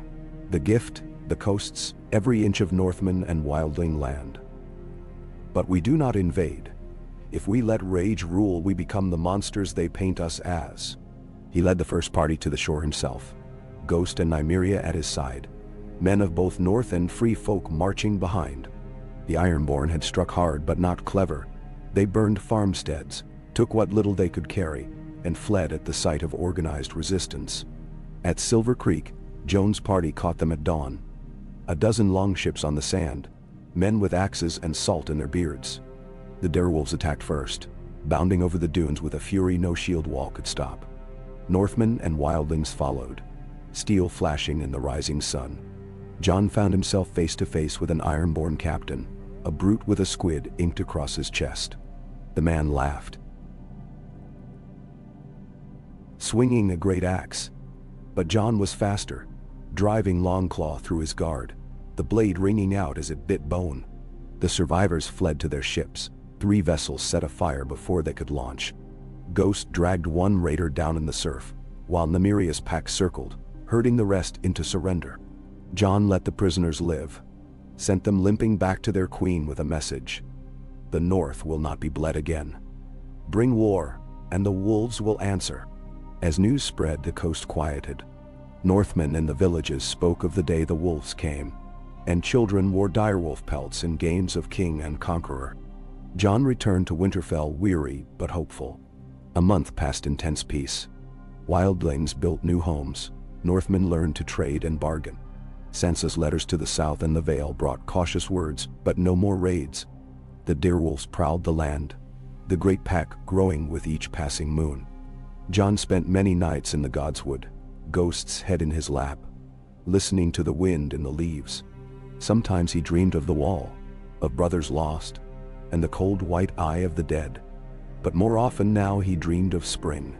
Green shoots, fat lambs, children playing on the old stones. He did not call himself king. The people began to do it for him. Not with crowns or ceremony, but with trust. A pack's trust, wild and fierce. A north at peace with itself for the first time in living memory. And when at last, the first wild roses bloomed in the cracks of Winterfell's walls, Jon knelt by the heart tree and gave thanks. To the old gods, to the wolves, to the living who endured. He thought of the cost, the dead at Hardhome, the friends he'd lost, the family he might never see again. And he found that, for the first time, he did not ache with regret. For in the north, the pack survived, and with it, hope. As dusk gathered and the fires lit the yard, Jon joined Sansa, Tormund, Val and Lady Mormont atop the ramparts. Together they watched the dire wolves prowl the perimeter, saw the children play, and heard the people singing old songs with new words. "We have come far," Sansa said quietly. "We'll go farther yet," Jon answered. Ghost's head lifted, his howl rising to the moon. Nymeria answered, then the rest of the pack, a wild chorus echoing through the stones of Winterfell and out across the night. A promise to the north, to the living, and to all the dark that might yet come. And so the tale endured, woven into the wind and the snow. Of the night the wolves saved Hardhome, and of the Wolf King who led the pack not to war, but to peace. When spring came to the north, it did not arrive as a triumphant parade of sun and song, but as a shy whisper beneath the snow drifts and a restless quickening in the marrow of things. Jon felt it in the air before it could be seen. A scent, a hush, the way the wolves began to shed their thickest coats, rolling in the damp earth, their bodies restless with new purpose. Each dawn more green threaded the yard, peeking between the stones, and the fields beyond the walls shimmered with hope. The promise of wheat, the shy yellow of the first daffodils. For a moment, Jon allowed himself to hope that winter, both the season and the shadow of death, was truly broken. Winterfell hummed with life. The wildlings thatched roofs, sprouted in neat rows along the west road. Children trailing smoke and laughter. Northmen's herds shared the meadows with wildling goats, and the shaggy ponies they favored. The direwolves patrolled at dawn and dusk, Ghost leading, Nymeria ever near the woods, their pack swelling as wolves from distant forests joined the legend. The old terrors faded, replaced by wary respect. Farmers blessed their fields with a direwolf's pawprint in the mud. Small folk placed meat at the edge of the woods, offerings to their silent protectors. The new order held, not by force, but by the stubborn memory of fear, and what it had cost to end it. Jon found his days filled with disputes over boundary stones, complaints about wildling customs, requests for more seed or axes or sheep. He listened, settled arguments, handed down judgments as best he could. Some old lords still bristled at his word, but more often now they came with practical questions, not defiance. "What would you have us do, Lord Snow? How do you handle free folk weddings? Will you let us trade salt fish to the gift?" The old walls fell not to war, but to the drip and thaw of patience. He worked alongside Sansa, her sense for justice sharper than ever, her memory longer than his own. She walked the yard with him in the mornings, listening to the talk of small folk and shield maidens alike, laughing at the wildling jokes, scolding the Northmen when their stubbornness crossed into cruelty. At night, they sat in council, parchment and candles scattered between them, debating what peace truly meant.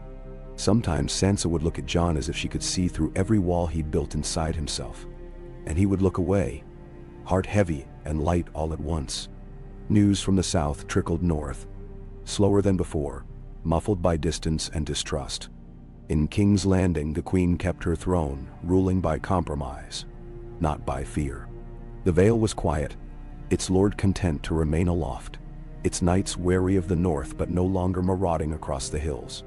The Ironborn slunk back to their rocks, their longships battered from northern steel and wolfish terror. The north, it seemed, was too much trouble to claim, too wild to tame. Some said the Starks worked sorcery, that Jon had struck a bargain with the old gods for the wolves' protection. Let them whisper, Jon thought. Fear was better than disdain. The first true test of the fragile peace came not from a banner or an army, but from within.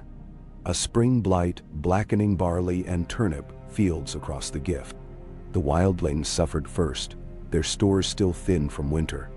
Rumors of stolen grain, vanished sheep, even sabotage spread like rot. Small fights broke out, 2 men brawling in the market. A barn set aflame, a wildling boy caught with a Northman's hen and nearly hanged before Jon's men intervened. Jon rode at once to the afflicted villages, Ghost beside him, Nymeria and 3 more wolves ghosting in the woods. He listened to the complaints, inspected the ruined fields, watched children picking through frost-burned turnips. He called a council in the open air, Northmen and free folk side by side, and demanded that grain be shared. Seed pooled, the strong help the weak. We survived winter by standing together, he reminded them. Do not let hunger divide us now. He sent Tormund and Lady Mormont to oversee the sharing, Sansa to calm the lords. The wolves, he left to patrol the fields, a silent warning that peace, like food, belonged to all. For weeks, the tension lingered, a tightness in the air. But then the first southern traders arrived, caravans from White Harbor, wagons heavy with grain and salt fish, drawn by the promise of northern furs and wildling crafts. Trade revived what charity could not. Before the month was out, every table in Winterfell boasted both wildling stews and Northman pies. The council celebrated with a great feast beneath the new-leafed heart tree, Jon and Sansa side by side, Ghost and Nymeria sharing scraps beneath the board. It was at that feast that a rider arrived, muddy and wild-eyed, bearing news from the wall. He brought no letter, only a tale. Shadows moving in the abandoned castles, strange lights at Eastwatch. A ranger vanished beyond the haunted forest. No dead, he insisted, but something stirs. Jon felt the old fear rise, cold and certain. He called Dolorous Ed, the Watch's new Lord Commander, to council. We sent men to Eastwatch, Ed said, voice flat with the weight of years. Found tracks, bare feet, too many to count. Found bones, but old, no sign of whites. Still, it's not nothing. Could be free folk who never came south, Tormund mused. Or something else. Shadows in these woods have teeth. Jon sat silent. He thought of the Night King's death, the collapse of his army. Could another rise? Could evil slip through the cracks again, or did peace demand constant vigilance? I'll ride to the wall, Jon said at last. With the wolves. If anything stirs, we'll see it before it sees us. Sansa frowned. You are needed here. He shook his head, gentle but firm. I am needed, wherever the danger is greatest. You know the North. You can keep the peace. Mennerwal. She wanted to protest, he could see it, but she only nodded, eyes shining. Bring him back, she told Ghost, and the direwolf pressed close to her for a moment before falling in at Jon's side. By dawn, Jon was riding north with Ghost and Nymeria. Tormund and Lady Mormont behind, a dozen men from the Watch and the free folk strung out along the road. The journey was cold, the woods brooding, the air heavy with memories. Each ruined tower along the wall whispered of old battles and lost friends. Yet there was life too, new grass, rabbits in the snow melt, ravens calling. At Castle Black, the Watch received them with cheers and nervous laughter. Ed greeted Jon with a grim smile. Never thought I'd see the day, wolves on the wall and wildlings sharing stew with the crows. They spent a night behind the black stone, then rode east to the ruined towers, each one standing sentinel over the border between peace and the dark. At Eastwatch, Jon found what the ranger had seen. Footprints, scattered bones, the lingering sense of something watching. He walked the ramparts with Ghost and Nymeria, eyes searching the dead forest beyond. Nothing moved. The wall loomed, silent and cold. But no army of the dead marched from the white wastes. "Perhaps it's only memory," Jon said, hand on Ghost's head. "Perhaps the land remembers more than we do." They left watchers behind, the direwolves taking turns on the heights, howling now and then. A warning, a promise. When Jon rode south again, he felt the old burden lighter, not gone, but shared. Winterfell welcomed them home with a feast, the wolves at the high table, children clamoring to hear the story of the Wall. Jon sat with Sansa, who filled him in on every quarrel and pact struck in his absence. Lady Mormont told him the coast was quiet, the Ironborn content to steal only from each other. Tormund regaled everyone with tales of a giant trout he had nearly caught in the White Knife, his laughter booming through the hall. Jon found himself at peace. For a time. He walked the walls at night, Ghost at his side, watching the stars creep over the sky. He listened to the wolves singing in the Godswood, their howls wild and bright, and knew that, whatever darkness still slept beyond the Wall, it would not catch the North unprepared. As the months passed, the land bloomed. Wildling children tended sheep alongside Northmen, old enmities softened by the work of survival. Sansa arranged new marriages between clans, Tormund led hunts into the mountains, and Jon oversaw the planting of orchards and barley fields that stretched farther than any could remember. Peace became not just a hope, but a habit. On the first day of summer, the heart tree cast a thick green shade across the Godswood. Jon stood beneath it with Sansa, Val, Lady Mormont, and Tormund, a crowd of small folk and children watching. In a simple ceremony, Jon proclaimed the land free and united. No man would be forced to kneel, no child would go hungry, no wolf would be hunted while he lived. As the people cheered and the wolves howled, Jon felt, for the first time, truly at home. He knew it would not last forever. Nothing ever did. But he knew too, that some victories could not be undone. In the long dusk, as the feast faded and the fireflies rose, Jon walked the walls alone, Ghost and Nymeria at his side. He looked out over the fields, ripe and golden, wild and tamed, and whispered his thanks to the old gods, to his family, to the pack that had saved them all. And somewhere in the wild dark, a new pack of wolves howled their own song, a promise that, whatever came, the North would endure. So ended the tale of the Night King's defeat at Hardhome, the Wolf King and his direwolf army, and the long, slow dawn of peace. The world turned, and stories faded, but the pack, always the pack, remained.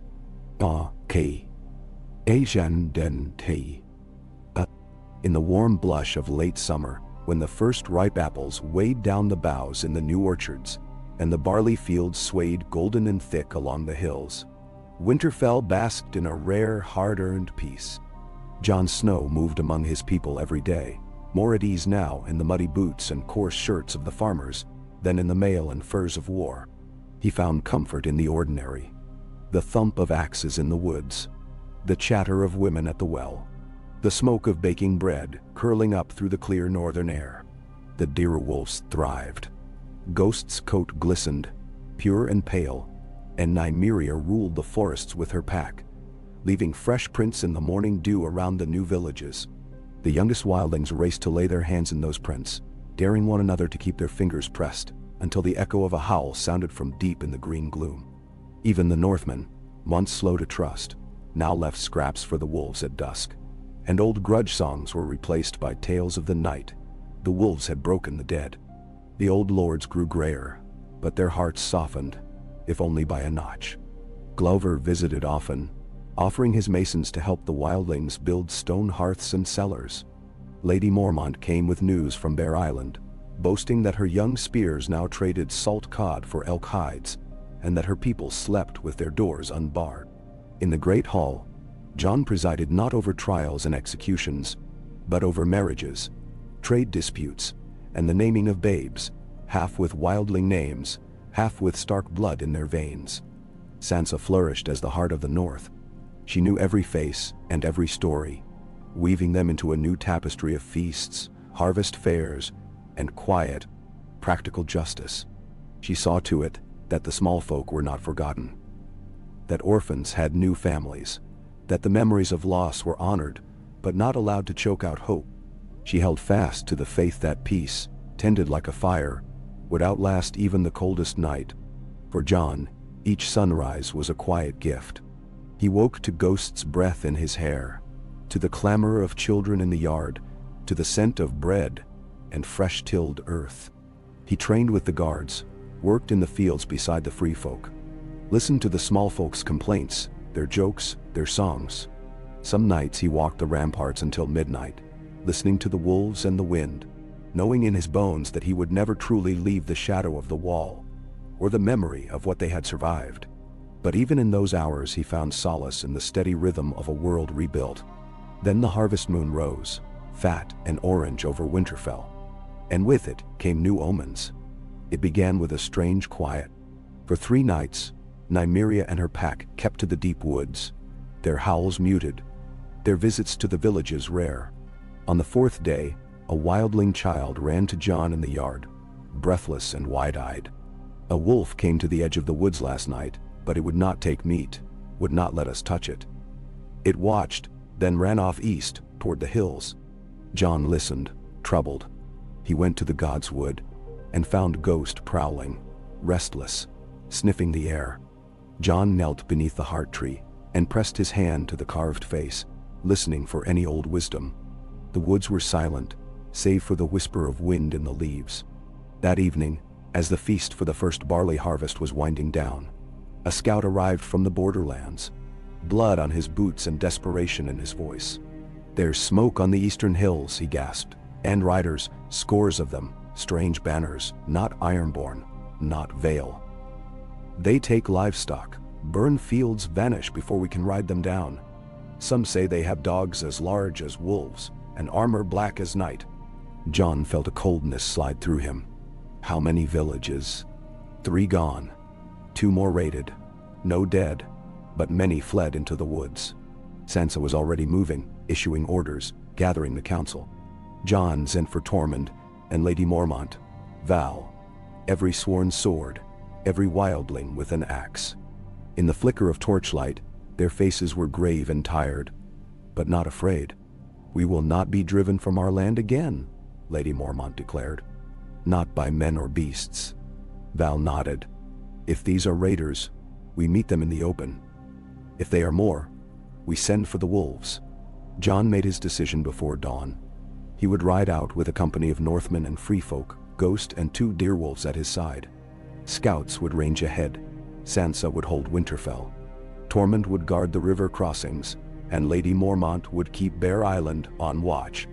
As Jon prepared to leave, Sansa caught his arm.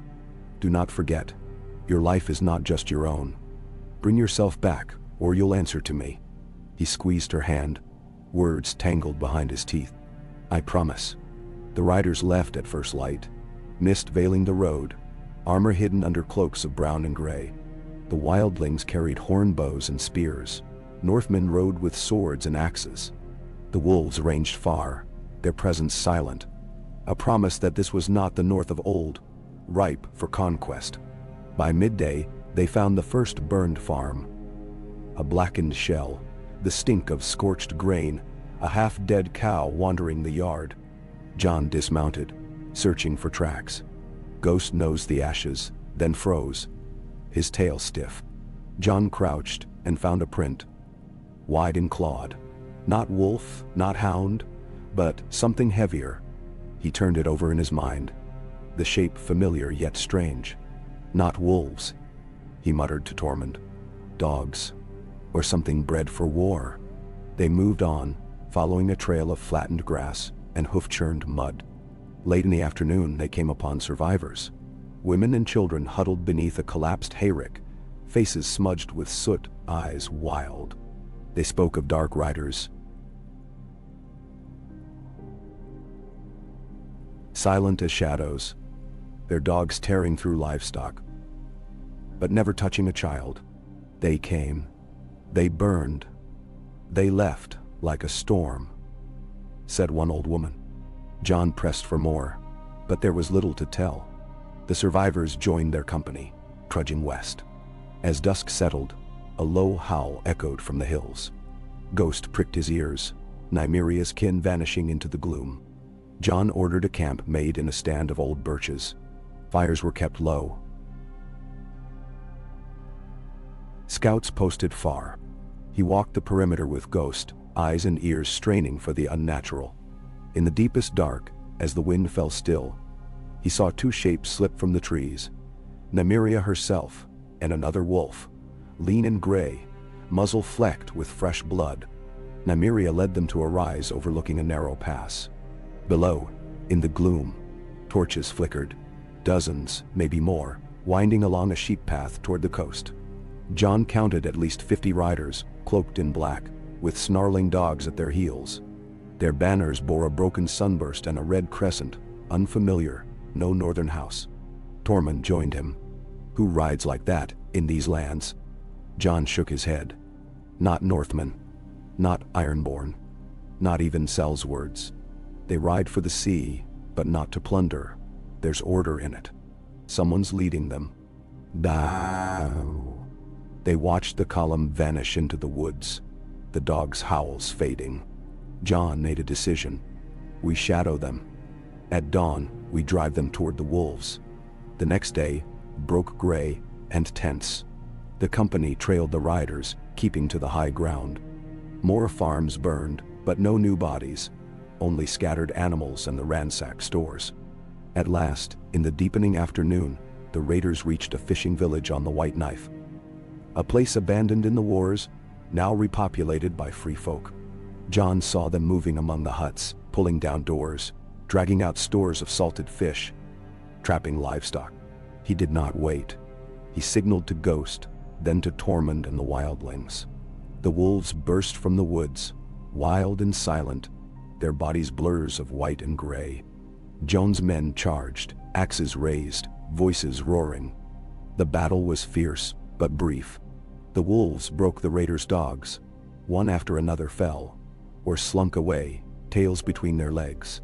The dark riders fought hard, their leader a giant of a man clad in boiled leather and a mail shirt crusted with salt. John faced him at the water's edge, long claw flashing, the salt rider's axe whistling past his ear. Steel met steel. Ghost tore through the leader's dog. Nymeria circled wide, driving off the last of the horses. John pressed the attack, his men close behind. The raiders fell back, many dropping arms to swim the cold river. The leader, breathing hard, blood spattering his face, lifted his axe and challenged. John answered with silence and steel, driving the man to his knees. When it was over, they counted the dead. 5 Northmen, a dozen free folk, a handful of wolves, wounded, but none killed. Most of the raiders were taken alive, stripped of arms and armor, sullen and silent as the wildlings bound their hands.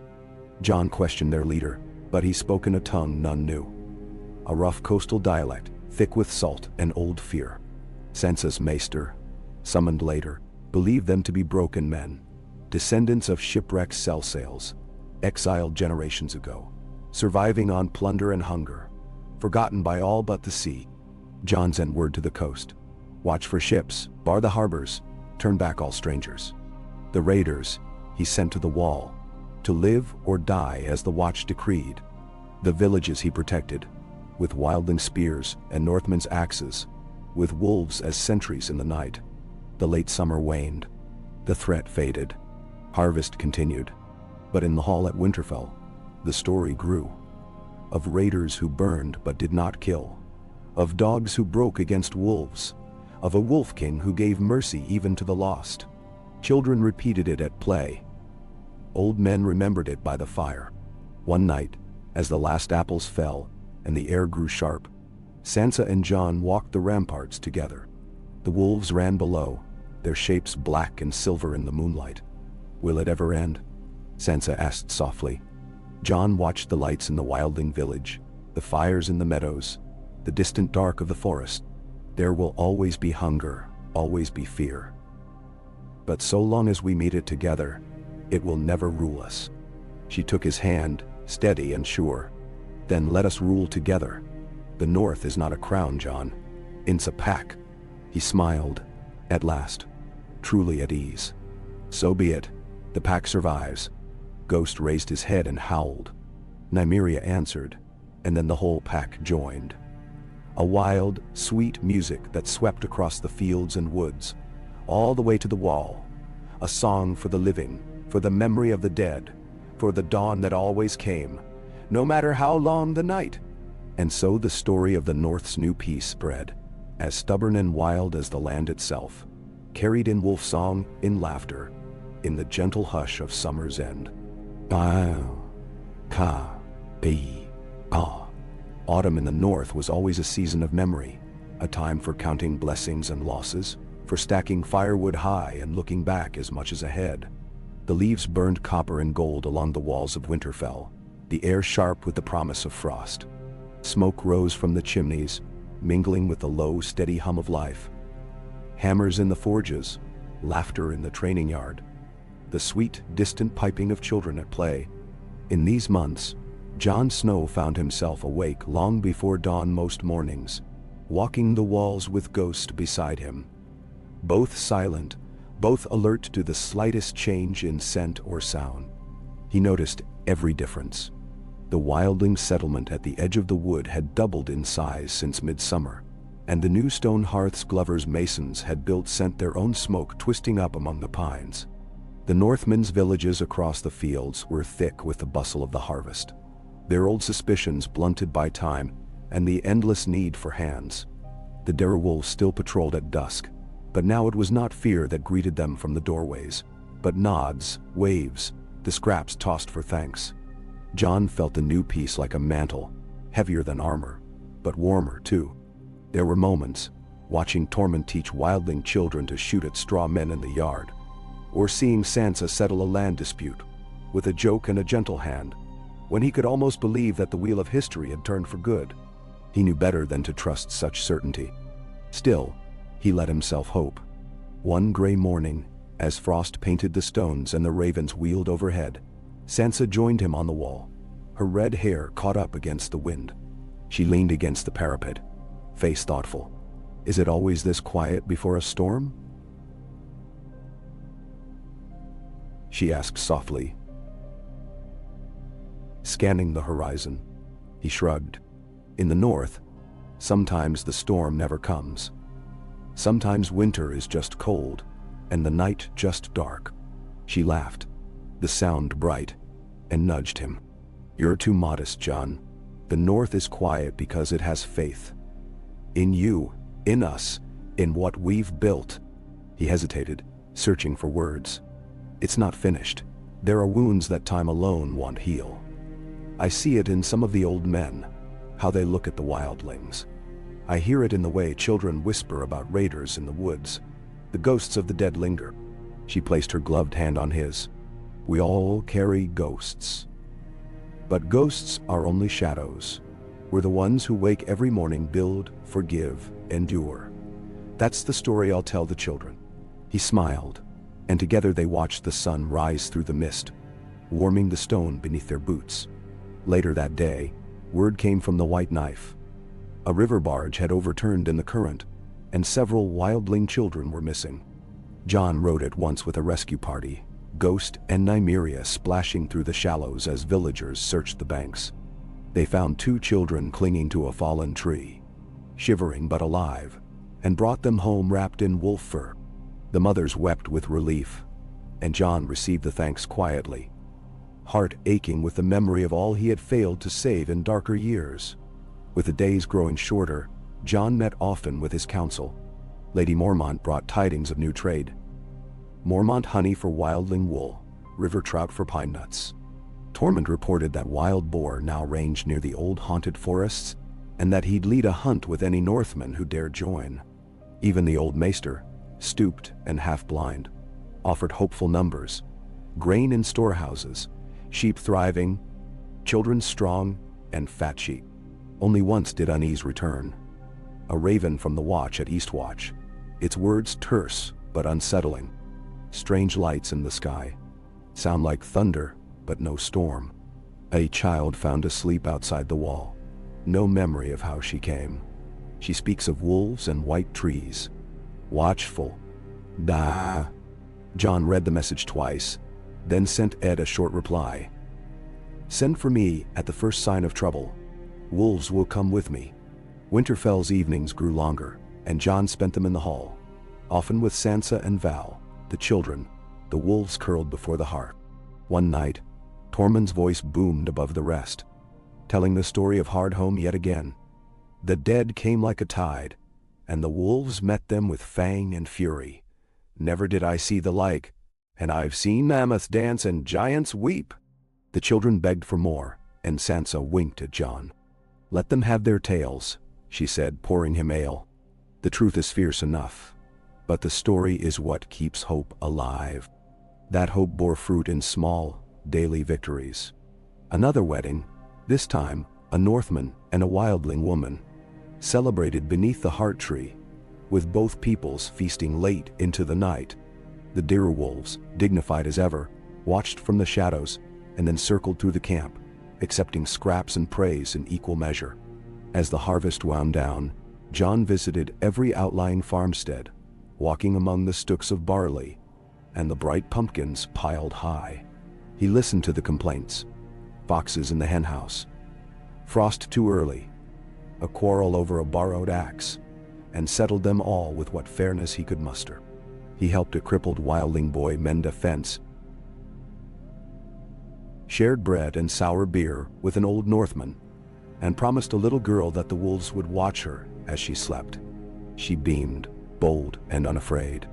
One dusk, as the last sheaves were stacked, and the workers sang, Nymeria returned from the forest with blood on her muzzle and a new cub at her side, a tiny, fierce scrap of black fur with eyes like the winter sky. The children cheered, and Jon lifted the cub, laughing for the first time in many months, the sound rolling out like thunder. Winterfell will always have wolves, he declared, and Sansa nodded, her smile proud and sad. That night, a sudden chill swept in, and Jon found himself unable to sleep. He paced the godswood, Ghost pacing with him, the little black cub tumbling after. The heart tree's face watched, silent, the red leaves rattling in the wind. Jon spoke softly, words drifting up. Is this how it's meant to be? Is peace the prize for surviving the storm, or just another calm before war? Ghost nuzzled his hand. Nymeria appeared, silent as shadow, and lay at his feet. Jon knelt and pressed his palm to the tree's rough bark, feeling the pulse of sap and earth beneath. He thought of all he had lost, all he had won, and knew only this: the work was never done, but it was worth the doing. He stood and looked to the east, where the sun would soon rise. Whatever comes, the pack endures.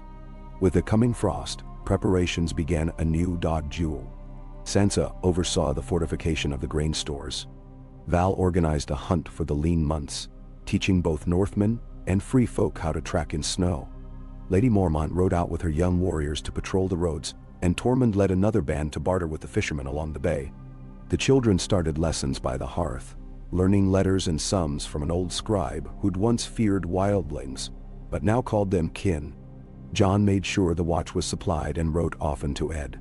News of trade, offers of aid, requests for warnings, if anything stirred beyond the wall.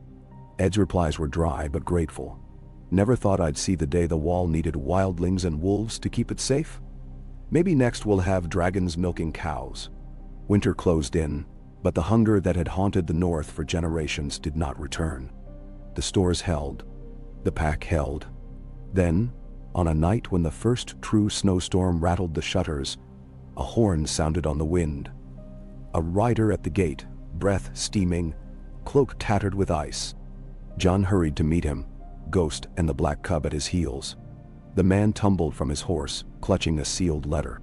From the Queen, he gasped. Urgent. A request. No, a summons. She asks you to come south, Lord Snow.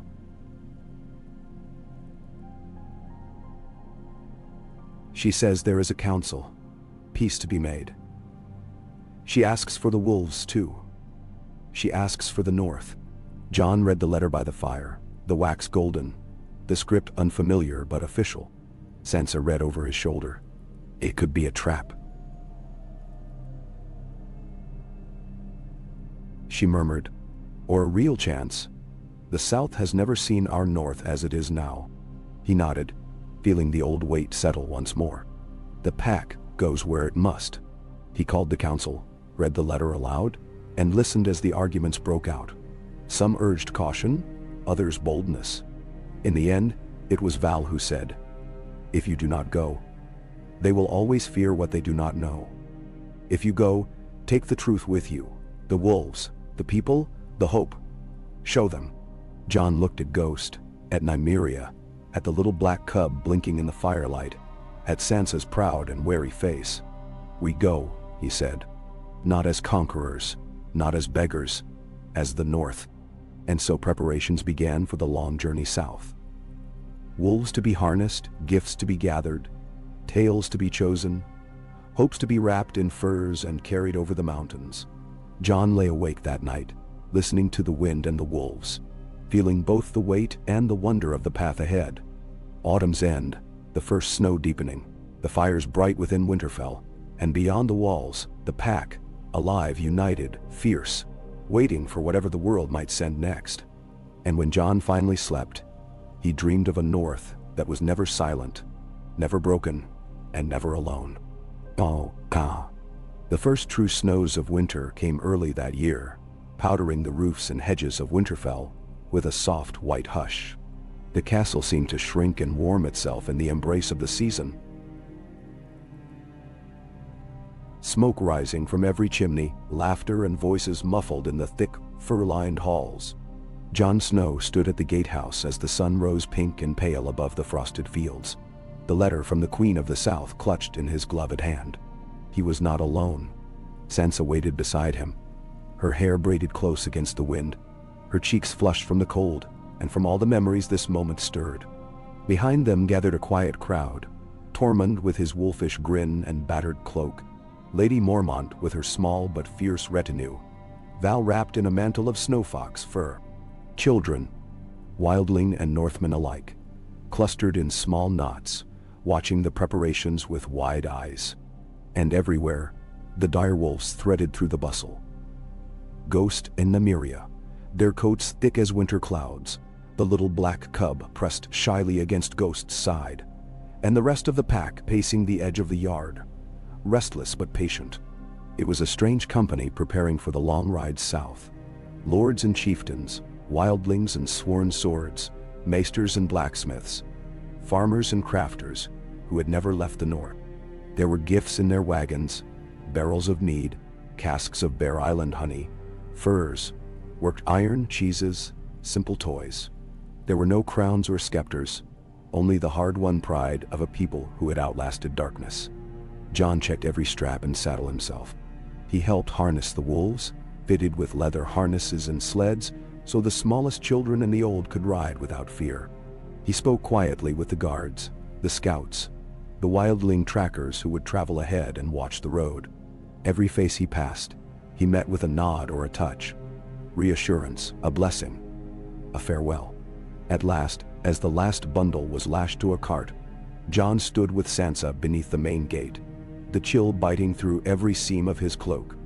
"You should stay," he said quietly, "not for the first time. The North needs you, especially if I don't come back." Sansa shook her head, resolute. "If you do not return, the North will grieve, but it will not break. We have endured worse. You must go, Jon. If you don't, we'll always be the shadow in their Southron dreams. Monsters, not men." She drew him close, forehead against his, as she had once done before a battle. "Trust yourself. Trust the pack." Jon squeezed her hand, then turned to the others. "Are we ready?" Tormund's laughter boomed, echoing over the walls. "I haven't been ready since the day I met you, Snow, but I'll follow. I want to see these soft southern lords faint at the sight of Nymeria." Lady Mormont nodded. "The Bear Island banners will ride with you." Val offered him a quiet smile. "Go show them what the North is." He mounted up, Ghost at his stirrup, the wolves and sleds arrayed behind. Sansa watched as the gates opened, letting in a swirl of snow and the first bite of the southern wind. For one heartbeat, Jon looked back, at Winterfell's towers, the banners flying, the faces at the walls, and then he spurred his horse and led his company out into the white morning, heading south. The journey was slow, the road hidden under drifts and ice, but the North was ready for such things. The wildling trackers found every buried milestone. The Northmen's horses picked their way with sure hooves, and the wolves made a path for the sleds. They passed through villages where the people turned out to cheer and offer gifts: salted fish, woven shawls, apple cakes. Children ran beside the wolves, daring to touch their fur or toss scraps to the trailing cub. At the last hearth, Lord Umber himself stood at the gate, grinning through his beard. "The South won't know what to do with you, Snow. Send us a raven if you want reinforcements." They left with new wool cloaks and a promise of aid, then pressed on through the deepening woods. Nights were spent in fireside circles. The wolves curled close, their breath steaming in the air. The old wildling songs blended with Northman ballads. Stories of Hardhome and the Long Night, of direwolves and broken kings, of children lost and found. John listened, sometimes silent, sometimes singing, always watching the faces around him. He felt their trust, their hope, and their fear. The border came, marked by an ancient stone and the remains of a half-collapsed tower. Here John halted, sending scouts ahead, then called the company together. "We go as guests, not conquerors," he told them, voice clear in the hush. "We show them our strength, our unity, but we do not provoke. The North is not for sale, nor for surrender." "Dam, enter." Lady Mormont's voice rang out. "Let them see the truth. Let them see the pack." At the crossroads town of Baratheon, they were met by riders in the Queen's colors, gold and green, their banners stiff in the breeze. The leader, Sir Emond, bowed stiffly. "Her Grace awaits you in King's Landing. She has prepared quarters for your company, and asks that the wolves be kept outside the city walls." John's answer was quiet, unyielding. "Where I go, the wolves go. They are part of the North. They will harm no one, unless harmed." The knight hesitated, then nodded. "As you will, my lord." The southern villages were wary. People watched from behind shutters, or slipped out to see the wolves, crossing themselves, or making the sign of the seven.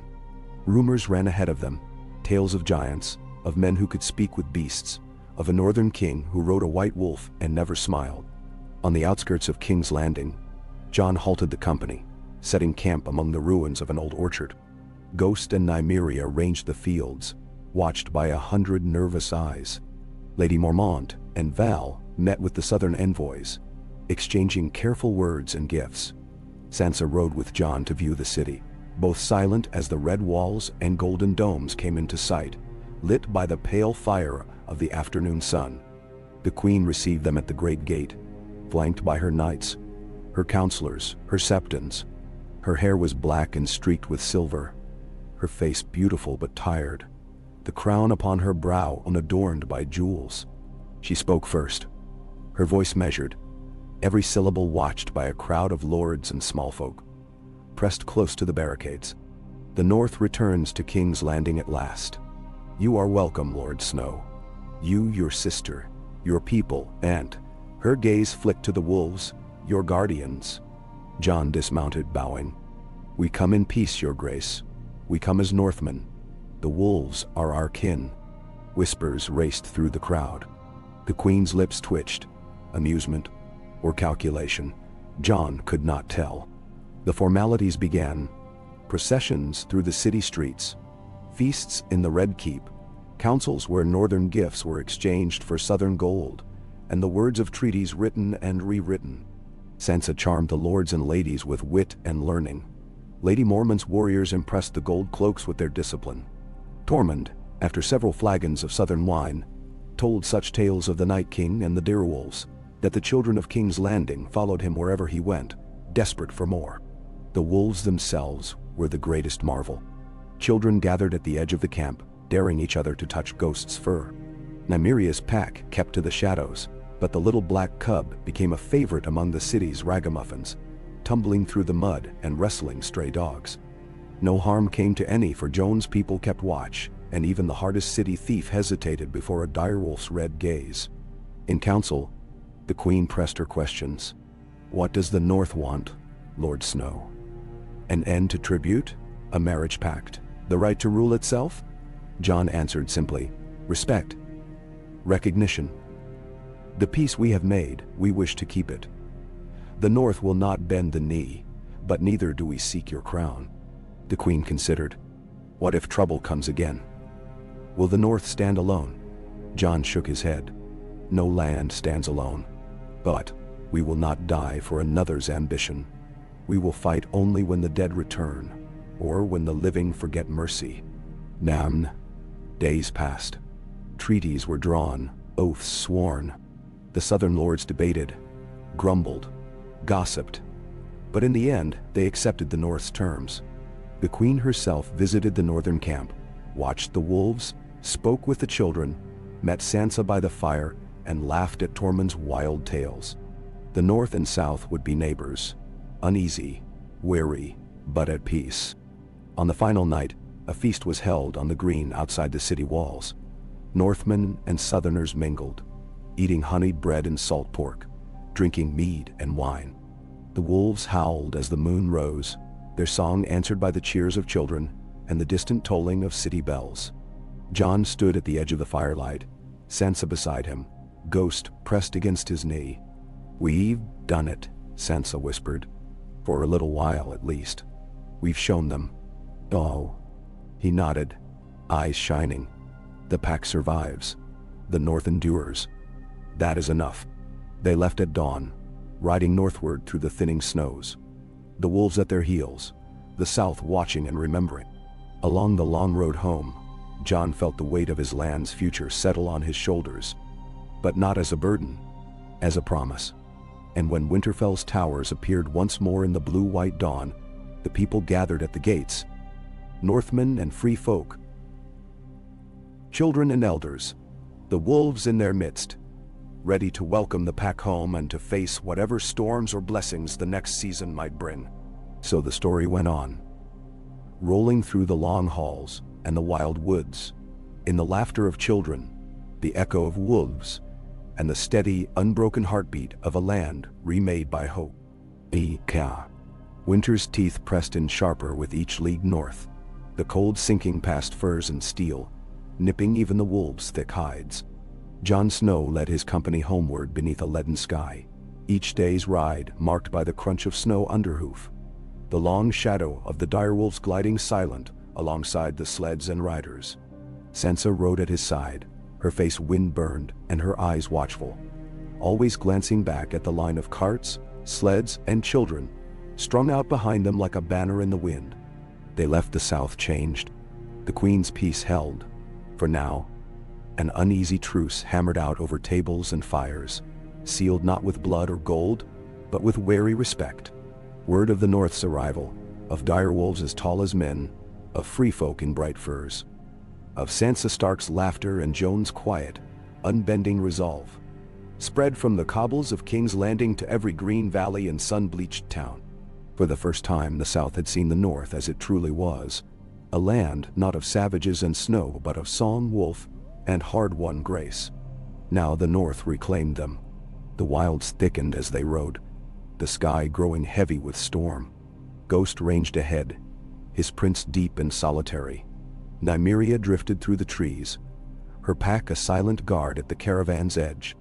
The black cub, already longer in the leg, his eyes bright as hoarfrost, ran with the children, nipping, tumbling, his joy unshadowed even by the bitter wind. At village after village, the people welcomed them home. Banners waved from thatched eaves, women scattered snowflowers at the wolves' feet, and the old men who remembered the long night lifted their hands in blessing.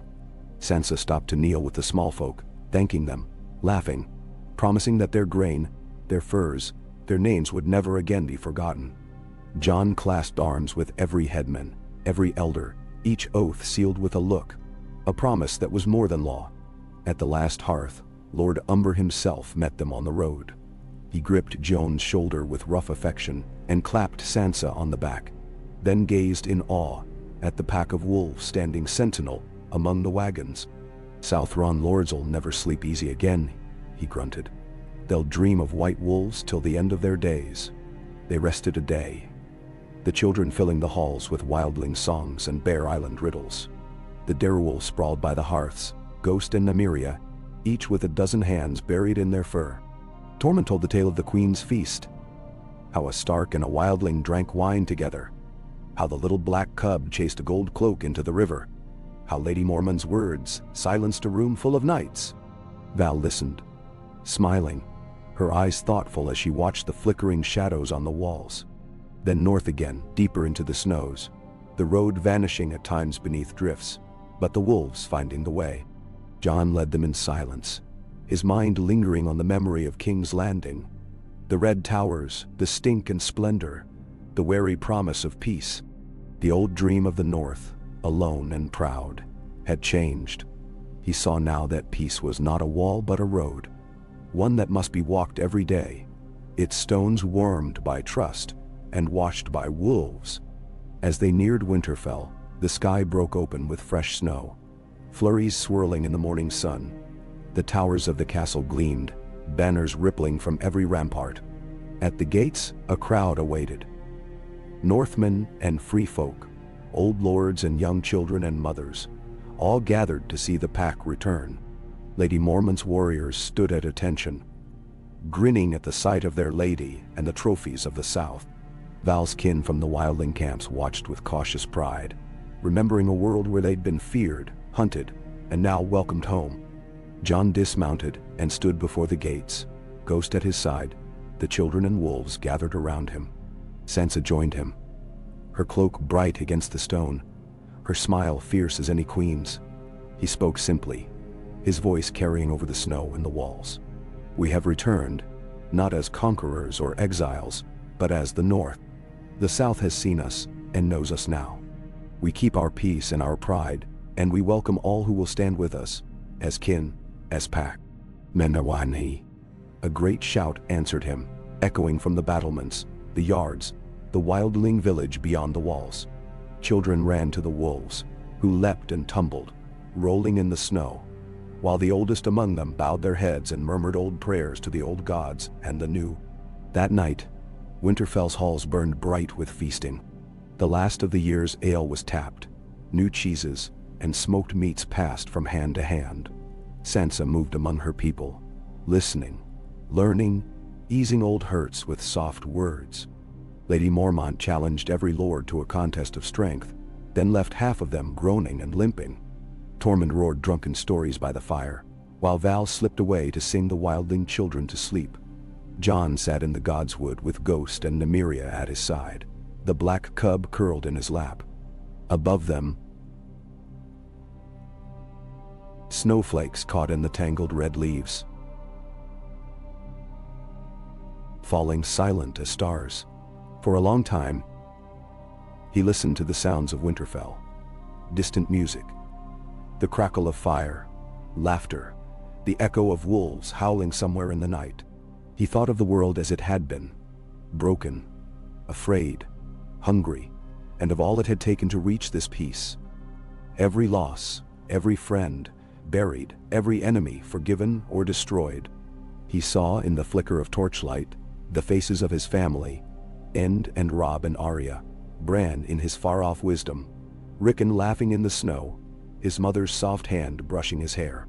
For the first time, he let those memories come and go without pain.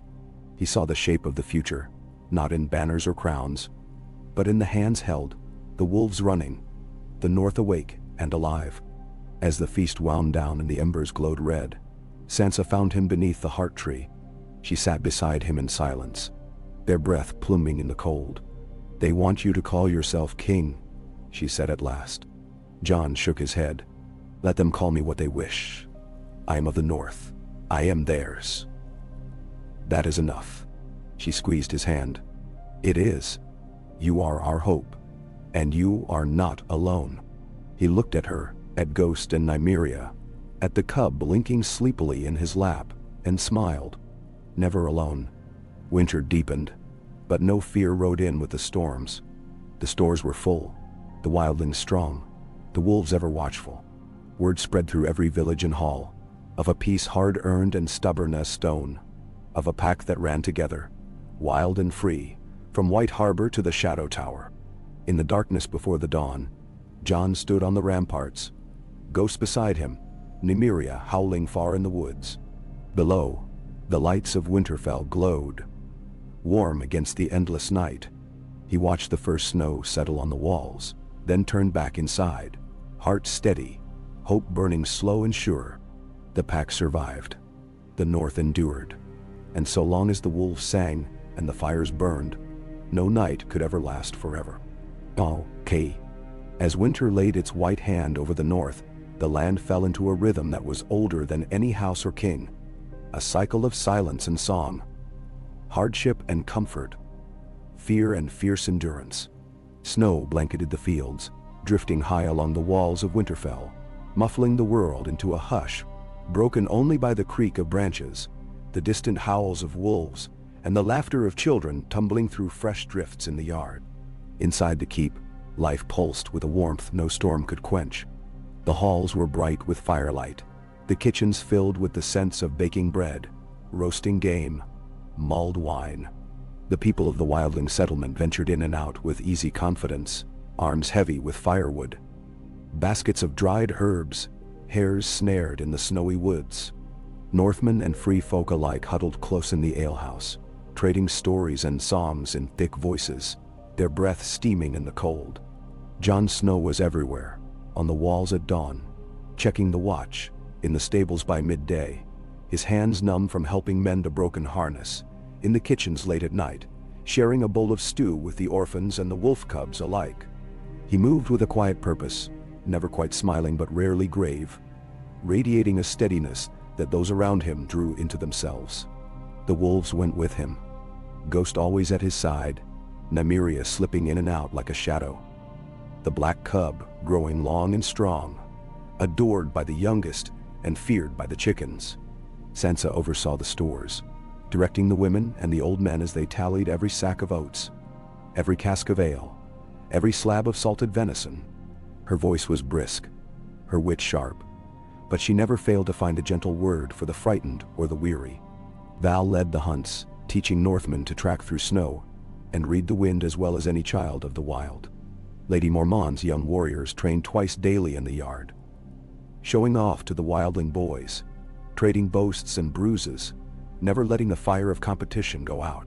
When storms howled and the sky pressed down like iron, Jon gathered the people in the great hall.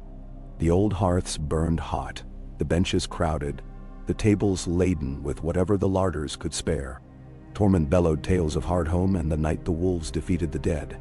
Old Nan spun her yarns of the kings of winter and the lost children of the forest.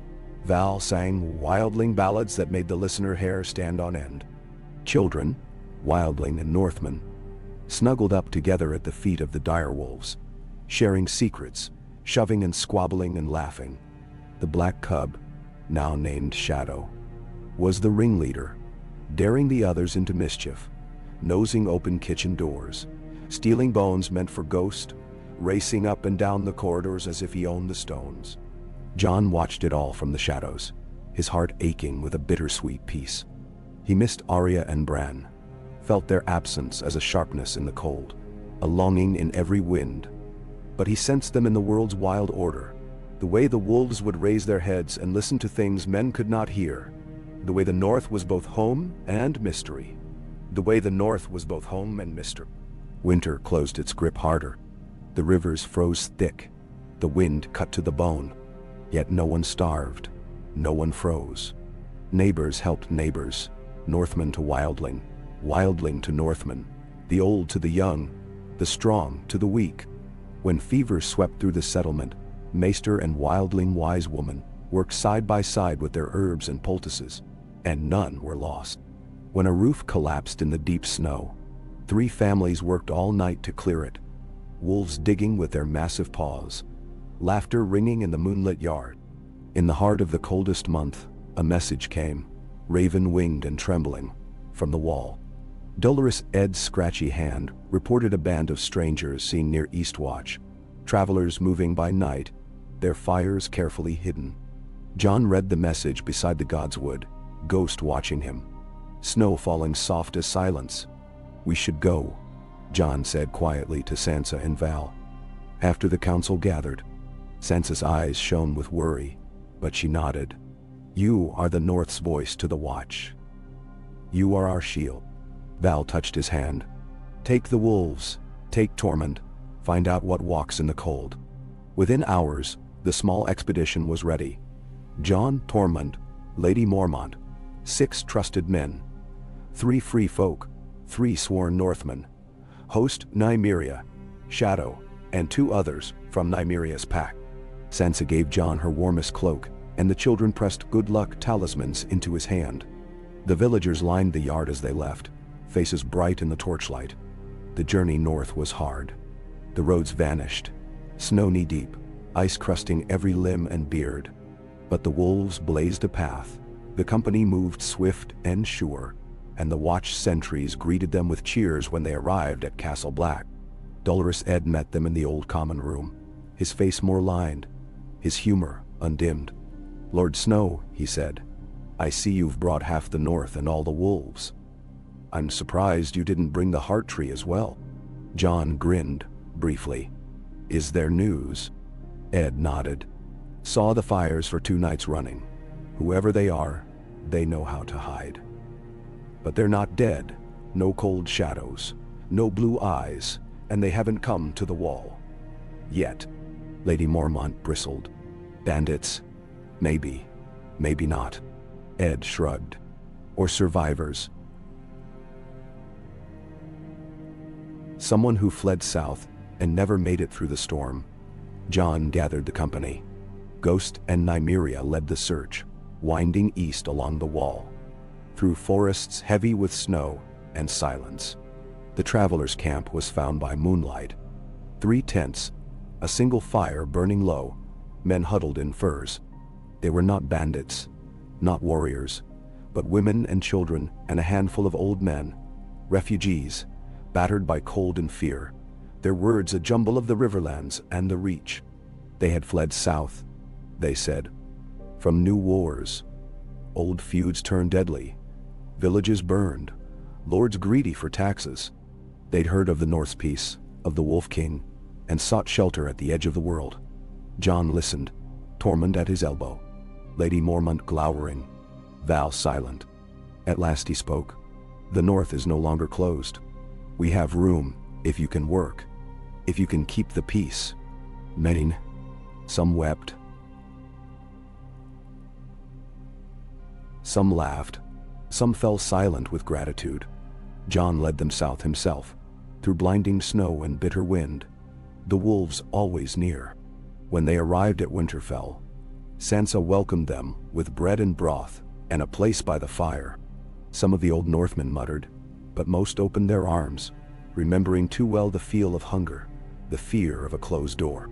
That night, as the wind rattled the windows and the wolves slept by the fire, Jon stood in the godswood, the Heart Tree's branches heavy with snow. Sansa found him there, her voice gentle. "You have changed us," she said, "more than war or winter or any crown." He shook his head. "I've only kept the doors open." "That's enough," she said. "That's more than enough." He looked out at the dark, the snow, the silent, slumbering North. He felt the old pain, the old pride, the new hope that refused to die. Inside the hall, Shadow leapt onto the high table, scattering bread and laughter. Tormund roared for ale, and Val sang a wild song of summer, of green things, of life after the storm. Jon smiled, and Ghost pressed against his side. The pack survived. The North endured. And the winter, for all its cold, felt, at last, like home. Okay. The nights grew longest near the heart of winter, each day just a faint silver arc beneath the weight of darkness. Snow piled on every sill and ledge of Winterfell, burying the old scars of war and hunger beneath a gentle, indifferent shroud. The North lived close now, huddled in its warmth, its silence, its company. Every dawn found Jon Snow already walking the walls, his breath a cloud, Ghost and Shadow pacing at his side, their eyes catching the faintest flicker of movement across the white fields. In those short hours of sun, the keep bustled. Smoke poured from every chimney, barrels rolled down to the kitchens. Furs were shaken and stitched. Sansa's quiet orders set the pace. Every corner swept, every mouth fed. The wildlings mended nets for the spring's thaw. The Northmen sharpened axes for the forests, and the children ran wild in packs. Half pup, half shadow. Their laughter, a warmth that no blizzard could silence. Each night, as the darkness closed in, the wolves circled the yard, settling with heavy sighs beside the great hearth. The wildling cub, Shadow, had grown to near Nymeria's shoulder, sly and bright-eyed, claiming the spot by the high table, dozing through the stories and waking only to beg scraps from the children. Winter had a pulse, and the pack was its heart. Jon felt it most in the deep quiet of the godswood, standing alone beneath the heart tree's red eyes. Here, the air was colder, but it soothed him, reminding him of his father's voice, of Bran's silence, of Arya's wildness. He prayed for nothing, asked for nothing, but felt a steady kind of gratitude, an awe that he'd lived to see a north at peace. Children fed and fires burning. Friends near. Sometimes, in the wind, he heard the old gods whisper. Warnings or blessings, he could not tell. The winter brought small crises and daily victories. A drift collapsed a thatched roof in the wildling village, and the Northmen crossed the field without orders, hauling beams and shovels. A sickness swept through the stables, and Sansa rode herself to the farrier's cottage, tending horse and hound with herbs from Val and boiled wine from the kitchens. The river froze thick as stone, and Tormund led a night expedition to cut holes for the fishers, dragging back nets heavy with pike and stories about ice bears that the children retold with wide eyes. On the coldest day of the year, Lady Mormont organized a great hunt. Northmen and free folk alike rode out beneath a sky so clear it hurt the eyes, wolves bounding ahead, their breath pluming. They returned at dusk, sleds heavy with elk and boar, the pack bloodied and proud. That night, a feast filled the hall, steaming bowls, baked apples, the laughter of warriors, the music of old, sweet songs. Sansa presided with a gentle authority, Val's daughter danced barefoot on the flagstones, and Tormund wrestled Shadow for a bone, defeated by the cub's cleverness to roars of delight. Jon slipped away as the last cup was drained. He walked the ramparts, snow stinging his face, Ghost pacing at his side. Winterfell felt stronger than it ever had, every stone tight, every window alight. The sound of his people, his family, his pack, spilling through the night. Yet beneath the peace, Jon could not ignore a new restlessness in the wolves, and in himself. The wild was calling, something at the edge of knowing, something that hummed in the marrow. Some nights, Nymeria vanished into the woods for days. Ghosts grew restless, ears pricked to the wind, Shadow returning from his rambles with eyes bright and fur bristling. And there were other signs, owls hooting in daylight, a fox killed and left whole at the gate, tracks in the deep snow that none could name. Sansa saw his worry. She caught him on the stairs one gray dawn, their breaths tangling in the cold. "You feel it too," she murmured, her fingers tightening on his sleeve. He nodded. "Something's moving in the wild. I don't know if it's danger or just the turning of the world, but I need to know." She squeezed his hand. "You'll not go alone." When he called a council, the lords came quickly, wildlings and Northmen side by side. Lady Mormont arrived with a dusting of snow in her hair, Tormund with a bone-handled knife and a hunger for trouble. Val sat quiet, her eyes far off, listening to some song only she could hear. Jon spoke simply. "There's something in the woods. Old magic, maybe, or something left behind by the dead. The wolves feel it. I mean to find it before it finds us." Tormund grinned. "A hunt in the deep snow. About time. We'll bring every spear and every howl." Lady Mormont nodded. "The north is not just walls and fields. We are what lives in the wild. Show us you remember." Preparations were swift. Jon took only a small company. Tormund, Lady Mormont, Val, 3 skilled wildling trackers, 2 young Northmen eager to prove themselves. Ghost led the way.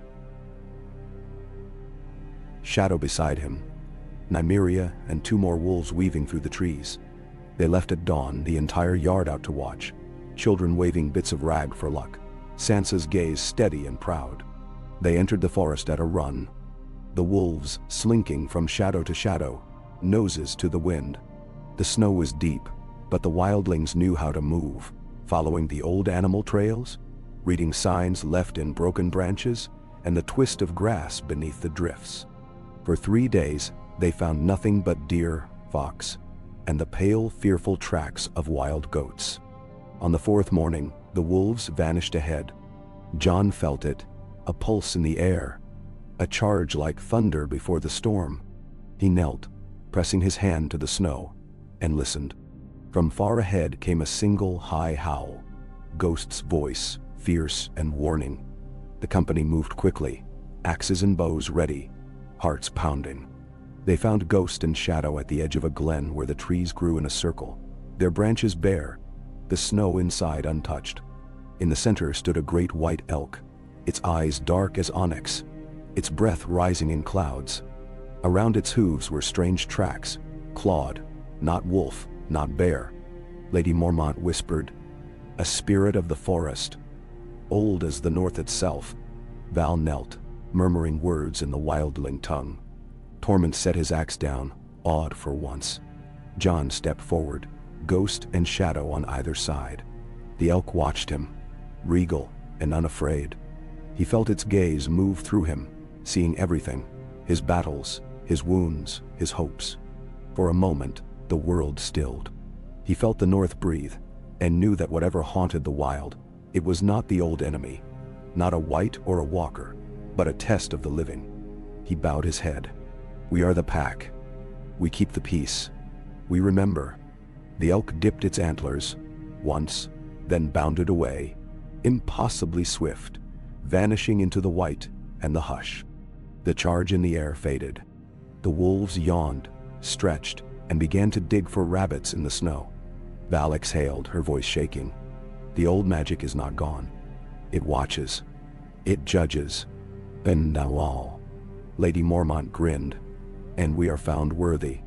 They returned to Winterfell in high spirits, bearing meat and pelts. Wild stories of the white elk and the circle of untouched snow. Jon reported to Sansa, telling her all, and she smiled, her eyes bright. "The North has accepted our peace, or at least, it has decided not to trouble us yet." That winter's end came slow, reluctant, but sure. The wolves shed their coats, the days stretched longer, and the first brave green spears of grass pushed up through the thaw. The new refugees took root, Northmen and wildlings welcomed them. New children were born. The old hurts faded, but the story, the pack, the peace, the night the wolves and the living turned back the dead, endured, sung by the fireside, whispered beneath the boughs of the heart tree. Jon Snow walked the walls as always, Ghost and Shadow flanking him. The wind full of the scent of thawing earth. He watched his people, watched the wolves, watched the slow, wild healing of the land. The North was not without pain or peril, but the pack endured, and so did hope. On the first warm night, as stars broke through the last shreds of cloud, Sansa found Jon in the Godswood. They stood together, silent beneath the heart tree. The wolves curled at their feet. "We made it," she said softly. He looked at her, at the stone and the snow and the living heart of Winterfell. "For now, and that is enough." They listened to the quiet, the laughter drifting up from the yard, the breathing of the wolves, the song of the old gods moving in the branches overhead. And when dawn came, it found the pack together, strong, scarred, unbroken, ready for whatever story would be told next beneath the endless northern sky. Kai. The north unfurled itself with the slow stubbornness of stone, winter loosening its hold 1 inch, one sunrise at a time. The snows melted from the courtyards and the ramparts of Winterfell, leaving behind a world changed and shining, a world that seemed almost new. The pools overflowed, spilling ice-cold water down the ancient steps. Patches of green, bold as banners, forced their way through the old straw and muddy earth. The rivers ran swift and cold, and the first geese soared overhead, honking at the breaking of the season. Within the walls, Jon Snow watched it all with wary hope. The direwolves grew restive, chasing scents through slush and puddle, howling at every crack of thunder that rolled in from the west. Shadow, the young black cub now half-grown, harried the other wolves endlessly, nipping at Ghost's heels and daring Nymeria to chase him through the muddy fields. In the village, children splashed and laughed, heedless of the chill, wildlings and Northmen shoving and shouting, their mothers scolding and smiling from the safety of doorways. The harvest stores had lasted. The long winter's hunger did not return. Sansa kept careful tally of every last barley loaf and barrel of salted trout. And as the weather warmed, she loosened the rationing and announced a day of feasting to mark the turning of the world. Banners were raised, kegs opened, and music tumbled out over the fields. The direwolves prowled the edge of the crowd, their eyes bright, their presence a comfort and a dare to all who gathered. Even the old lords, once slow to smile, now raised a cup to the pack's health. Jon presided quietly at Sansa's side, more content to listen than to speak. He watched as Lady Mormont arm-wrestled a free-folk chieftain, as Tormund tried to out-sing a fisherman from White Harbor, as Val spun wildling children in the grass. The black cub darted between the tables, stealing the whole pie and earning shrieks of outrage and delight. Jon caught Sansa's eye and, for the first time in a long while, grinned without reservation. That night, as the last fire burned low and the stars sharpened overhead, Jon walked the walls with Ghost and Shadow padding close. He breathed deep, the scent of damp earth and rain, the new world pressing up through the old. Below, Nymeria and her pack disappeared into the black woods, their howls a promise and a warning. Jon wondered what new troubles might come now that peace, so long elusive, had finally settled over the north. He wondered if the land itself might remember the suffering of the past, and if it might ever ask a price for all that had been won. But for a time, the worries did not trouble him. Spring unfolded in earnest. The wildling village expanded again, new tents and huts crowding the palisade. Old rivalries faded. A free folk boy and a Northman girl wed beneath the heart tree, their hands bound in wolfskin. Children gathered in the godswood for lessons, the old maester reading tales while Val translated into the wild tongue. Even Lady Mormont smiled more often, her face softening as her warriors taught wrestling to the wildling youths. Jon visited every corner of Winterfell and its villages, helping to plant the first gardens, mending a fence with a boy missing 2 fingers, judging a contest for the tallest leek and the fattest trout. The people called him Lord or King, but he corrected no one. He ate with them, worked with them, heard their hopes and worries. Some days he felt like a shadow of himself, watching a life that belonged to someone else. Other days he felt more real, more alive than he had ever been. As the first true heat of spring touched the land, a raven arrived from the south, bearing news and a plea for help. Bandits, displaced knights and sellswords, left rootless by too many wars, were raiding the villages along the neck, burning crops and seizing what they could. The letter was from a northern lord, but it carried a postscript in Sansa's neat hand. If we do not help them, all we have built may begin to unravel. Jon met with his council. Sansa, Lady Mormont, Tormund, Val, a handful of seasoned wildling chiefs and Northmen. He listened to the arguments, the plans, the fears. At last he stood. We are the North. Our peace is not just for ourselves. We will help them. The wolves will ride. A force was mustered, swift and spare, so the North itself would not go unguarded. Tormund, Lady Mormont, and a dozen of the best warriors, half Northmen, half free folk, set out within the week, with Jon at their head, Ghost and Shadow ranging at their side. The journey south was quick and quiet, the wolves unsettling every would-be thief, every watching crow. Villages opened their gates and sent word ahead. By the time Jon's force reached the stricken lands, the bandits had already begun to melt away. Still, Jon insisted on seeing every farm, every village. He and his companions patched roofs, handed out food, promised the protection of the pack. They tracked down the last stubborn bandits, broken men, hungry and desperate, who dropped their swords at the sight of the wolves. Jon let them live, gave them a choice. Work for the people you once robbed. Help plant and mend, or take your luck on the king's road. Most chose to stay. When Jon returned north, the land was full of birdsong and the promise of summer. The villages stood strong, the fields green, the peace unbroken. At Winterfell, Sansa met him with relief and pride. The people cheered the returning pack. Shadow bounded through the gates, his coat gleaming, the children chasing after him with shrieks of joy. In the heart of that summer, a message came from King's Landing. An invitation to a great council, a chance for all the realms to send envoys and speak for their people. The South, it seemed, had not forgotten the lesson of the direwolves. Sansa was thoughtful as she read the letter aloud in the hall. They want to see if the North's peace is real, if it can last. They want our help, Jon. They want to know the secret. Jon smiled, his heart at ease. There is no secret. Only the pack. Only the land and the people standing together. And so preparations began for another journey south. A journey not of fear or threat, but of example. Sansa would go, wise and proud. Val, to speak for the free folk. Lady Mormont, fierce as ever. And Jon, with Ghost, Shadow, and the memory of a North transformed. The pack gathered in the Godswood the night before they left.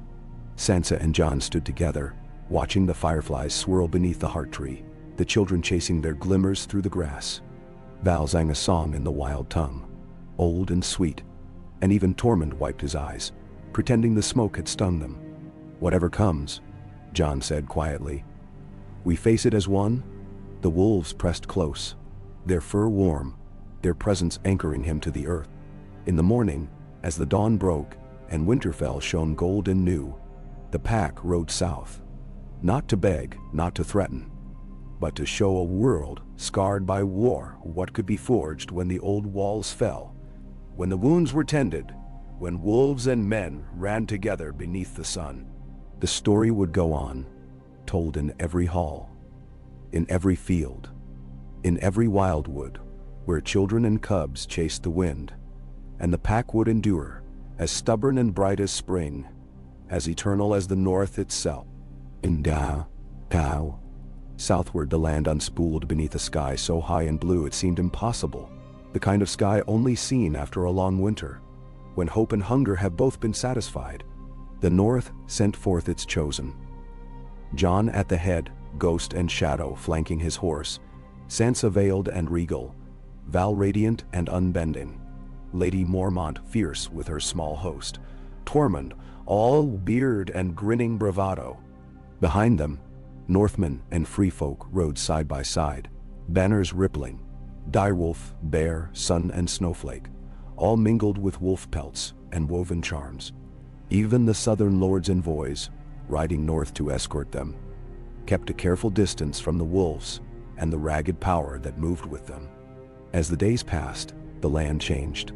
Forests thinned, replaced by rolling downs bright with spring grass, the air sweet and full of birds. Villages grew larger, fields wider, the scent of tilled earth and new cut hay everywhere. Small folk left their plows to gape at the procession. Children raced along the verges, waving, shrieking with delight at the sight of the wolves. Most had heard the tales already, of the pack that turned the dead at Hardhome, the wildlings who became neighbors, the wolf king who ruled with justice, not fear. The legends were outpacing the riders. Sansa handled the talks with southern envoys, meeting every polite slight and pointed question with gentle wit or a memory sharp as steel. Tormund became a hero to the roadside alehouses, his laughter filling every hearth and his tales, leaving half the South convinced wildlings, dined nightly on dragons and courted she-bears in the woods. Lady Mormont took stock of every garrison, every storehouse, and quietly shamed the southern officers into opening their gates to the hungry. Val spoke for the free folk, of cold and loss, of a North that was not conquered but woven, house by house, into something new. The wolves did their own diplomacy. Ghost haunted the camp by night, red eyes gleaming, and not even the boldest would-be thief so much as touched a tent rope. Shadow and the children drew crowds by day, the cub's clever tricks and gentle patience winning hearts wherever he went. Nymeria led her pack on the outskirts, never coming close to the southern lords, but leaving scat and claw marks as reminders. The north was wild, and always would be.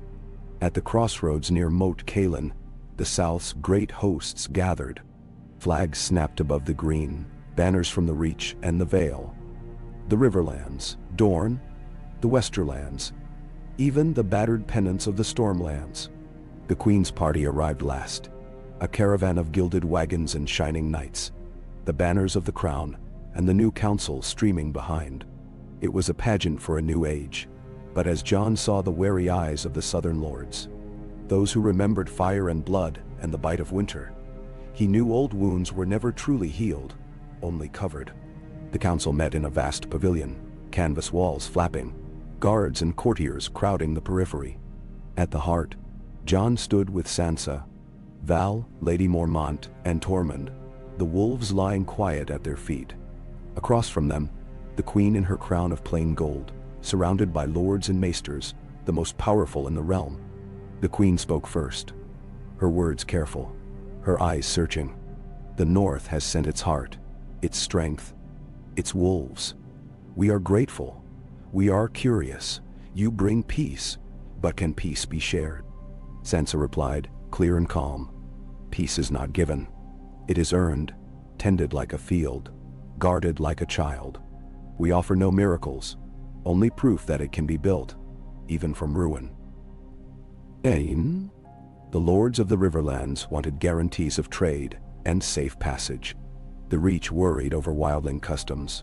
The Vale's men eyed the direwolves, remembering Hardhome and the horror of the dead. Dorne asked quietly but firmly, for assurance that the North would defend not just itself, but all those in need. Jon listened, weighing every word. When he finally spoke, the hall quieted. The North will not send sons to die for the pride of southern kings, but we will answer every call to defend the living against darkness or hunger or storm. The North endures because it changes, because the pack survives. We do not ask you to become like us, but we will show you how we have done it. Share the land, feed the hungry. Let the old hatreds die. Lady Mormont stood, small and hard-eyed. We will teach you to build and fight, to hunt and heal. Our children are strong because they belong, not because they are born to a name. Val said, you have known war and loss. So have we. We chose to change, not by magic but by stubbornness and hope. Tormund grinned. And if any lord wants to arm wrestle, I'll show him what wildlings have learned. A ripple of laughter eased the tension, but the work was only beginning.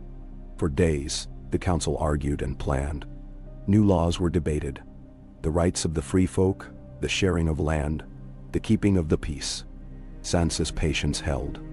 Jon refused to be angered. Lady Mormont stood watchful. Val, direct and clear. Tormund, unpredictable but loyal.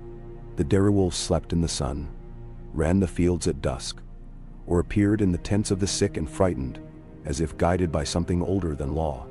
Outside the council, Jon met with small folk, with blacksmiths and bakers, women who had lost husbands to war, boys who had never seen snow. He listened, promising nothing, but always honest. He told the story of Hardhome, of the night the dead nearly broke the living, of the direwolves' charge, of how fear became hope. Children crept close to ghost and shadow, daring to touch, to ask, "Are you really a king?" They whispered, "Do the wolves talk to you?" Jon always answered the same, "I am one of the pack, and wolves don't speak with words, but they understand everything." At last, the council reached accord. The free folk would be recognized as a people, free to settle and trade throughout the North and the Riverlands. Land would be set aside for the hungry, for the exiled, for orphans, and for the children of war. The old lords kept their honors, but the new order was written in both the tongue of the South and the wild words of the free folk. The Queen signed the charters. Sansa and Jon, Lady Mormont, Val and Tormund placed their marks. The banners were lowered, then raised anew, signifying not the victory of one over another, but the beginning of a shared age. At the great feast night, fires ringed the camp. The wolves howled as one, their music joined by flutes and drums, by laughter and the shouts of children. Jon sat with Sansa, looking out over the mingled company. Southern lords and northern warriors, free folk and small folk, wildlings and maesters, all sharing bread and stories. The queen herself fed Shadow a piece of roast, her smile careful but real. Sansa squeezed Jon's hand beneath the table. You have given them something more than peace. You have given them a reason to believe. Them? Jon shook his head, but the light in his eyes was unguarded. I only showed them the pack survives. The rest is theirs to make. That night, he slipped from the pavilions to walk among the wolves. Ghost and Nymeria pressed close,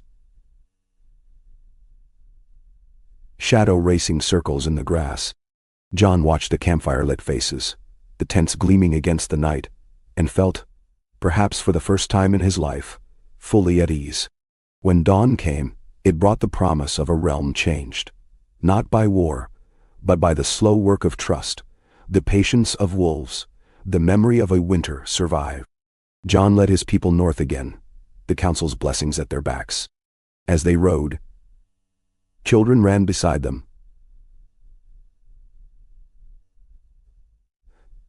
Southern and northern alike.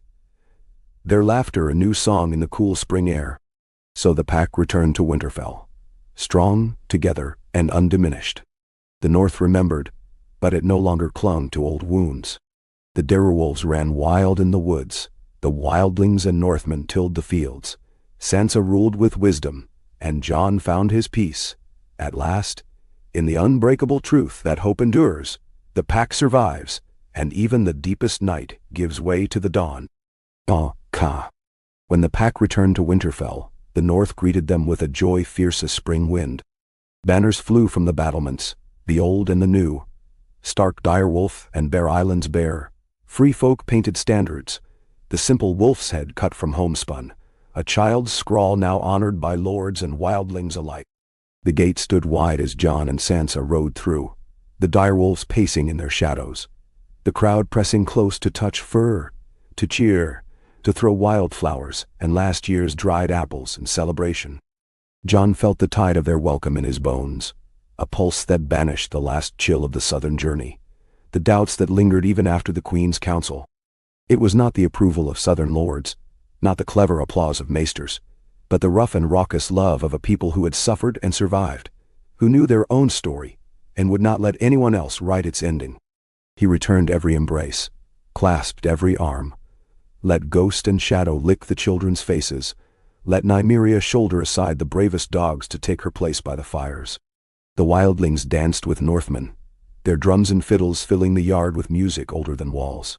Sansa presided, radiant and composed, but Jon saw the tears glimmer in her eyes as she took the hands of old friends, former enemies, mothers whose children had survived the winter because of her careful stewardship.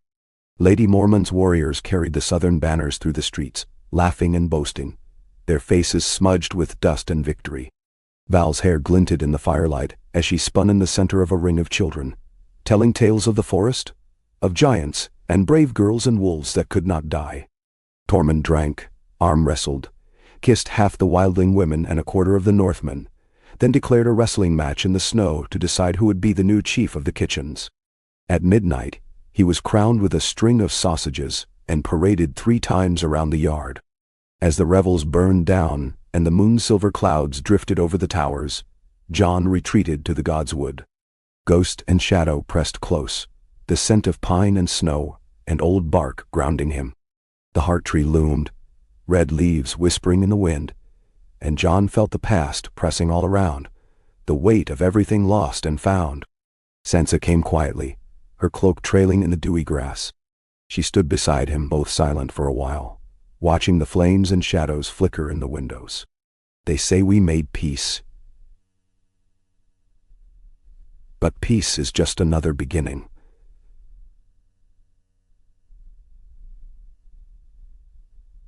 The stories will never end.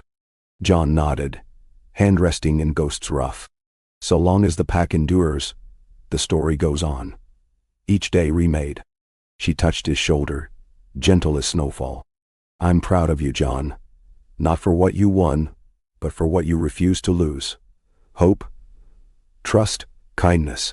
He smiled, sudden and true. I am proud of you. None of this holds without you at the center.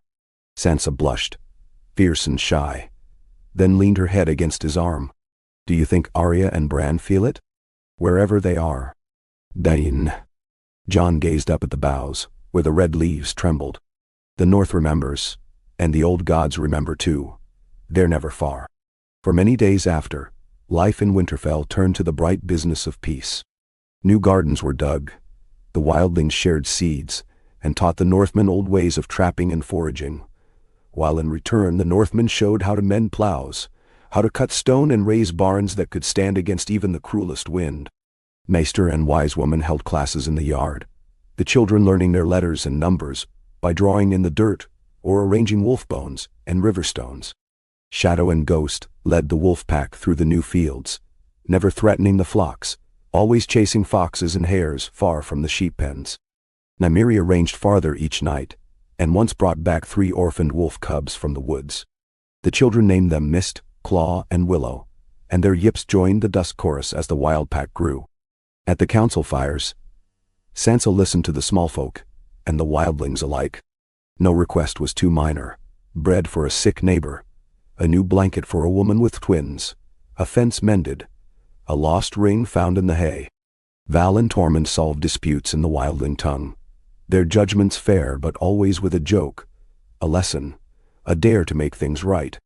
Lady Mormont rode patrols along the new borderlands, sending ravens every week with news. All quiet, all well, all thriving. A southern envoy arrived in late summer, bringing gifts of wine, books, and sweet herbs, along with questions. He sat with Sansa and Jon by the fire, watched the wolves play, and marveled at the new wildling harvest festival. How did you do it? He asked, awed and a little afraid. How did you change the world? Jon shook his head. We didn't change the world. We changed ourselves. The land, the people, the pack, they all learned to trust, to forgive, to share. The envoy nodded, scribbling furiously, but it was the children's laughter, wildling and Northman together, cubs and pups tumbling through the grass, that convinced him more than any council or feast. Seasons turned, and peace became habit, then memory, then expectation. The new council of the North included wildlings and Northmen alike, women and men, old and young. Land was granted for work, not for loyalty. Disputes were settled by the voices of the pack. The gods' wood grew thick and green, the heart tree heavy with crows, ravens, and the whispers of old stories. Each year, new faces joined the feasts. Some were refugees from wars elsewhere. Some were travelers who had heard the tales and come to see the wolves for themselves. All found welcome. None left hungry. On the anniversary of Hardhome, Jon led the people to the ridge above Winterfell. There, with the wolves ranged behind him and the children gathered at his feet, he spoke, not of war or kingship or victory, but of survival, kindness, and the strength that comes from standing together. He spoke of ghosts, of memories, of the living flame that burns in every hearth and heart. We are the North, he finished. We are the pack.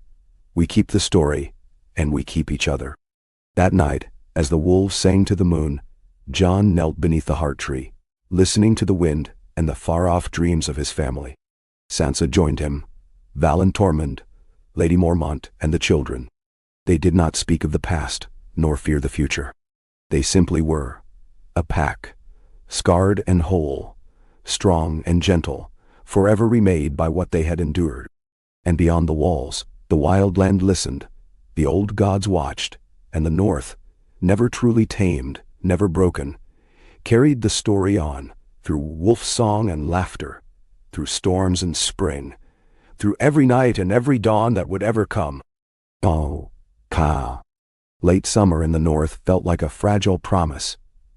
Each day lush, green, and golden, yet beneath the ripening fields and swelling rivers, there lay the memory of cold and loss. Jon Snow walked the parapets at dawn, watching the mist burn off the barley fields, the wildling settlements' new thatched roofs glinting with dew on dew. Ghost and Shadow moved ahead, silent and alert, their white and black pelts gleaming as they watched for threats that no longer came. Nymeria and her growing brood of cubs slipped in and out of the forest, glimpsed by early risers on their way to work or prayer. Below, Winterfell pulsed with a different kind of life than it had ever known. The forge rang with the sound of free folk and Northmen alike. The bakers' ovens blazed from dusk to dawn, churning out bread for mouths that now came from every end of the realm. In the yard, Sansa walked arm in arm with Val, heads bent together over lists of harvest stores and names for the autumn-born children. Lady Mormont had taken to overseeing the training of both boys and girls, her young warriors instructing wildling and stark-blooded children side by side. Tormund, sunburned and boisterous, organized wrestling matches and tall-tale contests. The air was full of work and laughter. Jon passed through the yard and was greeted at every turn. Morn Jon. From a blacksmith's son, no longer shy, his mother a wildling, his father a Northman.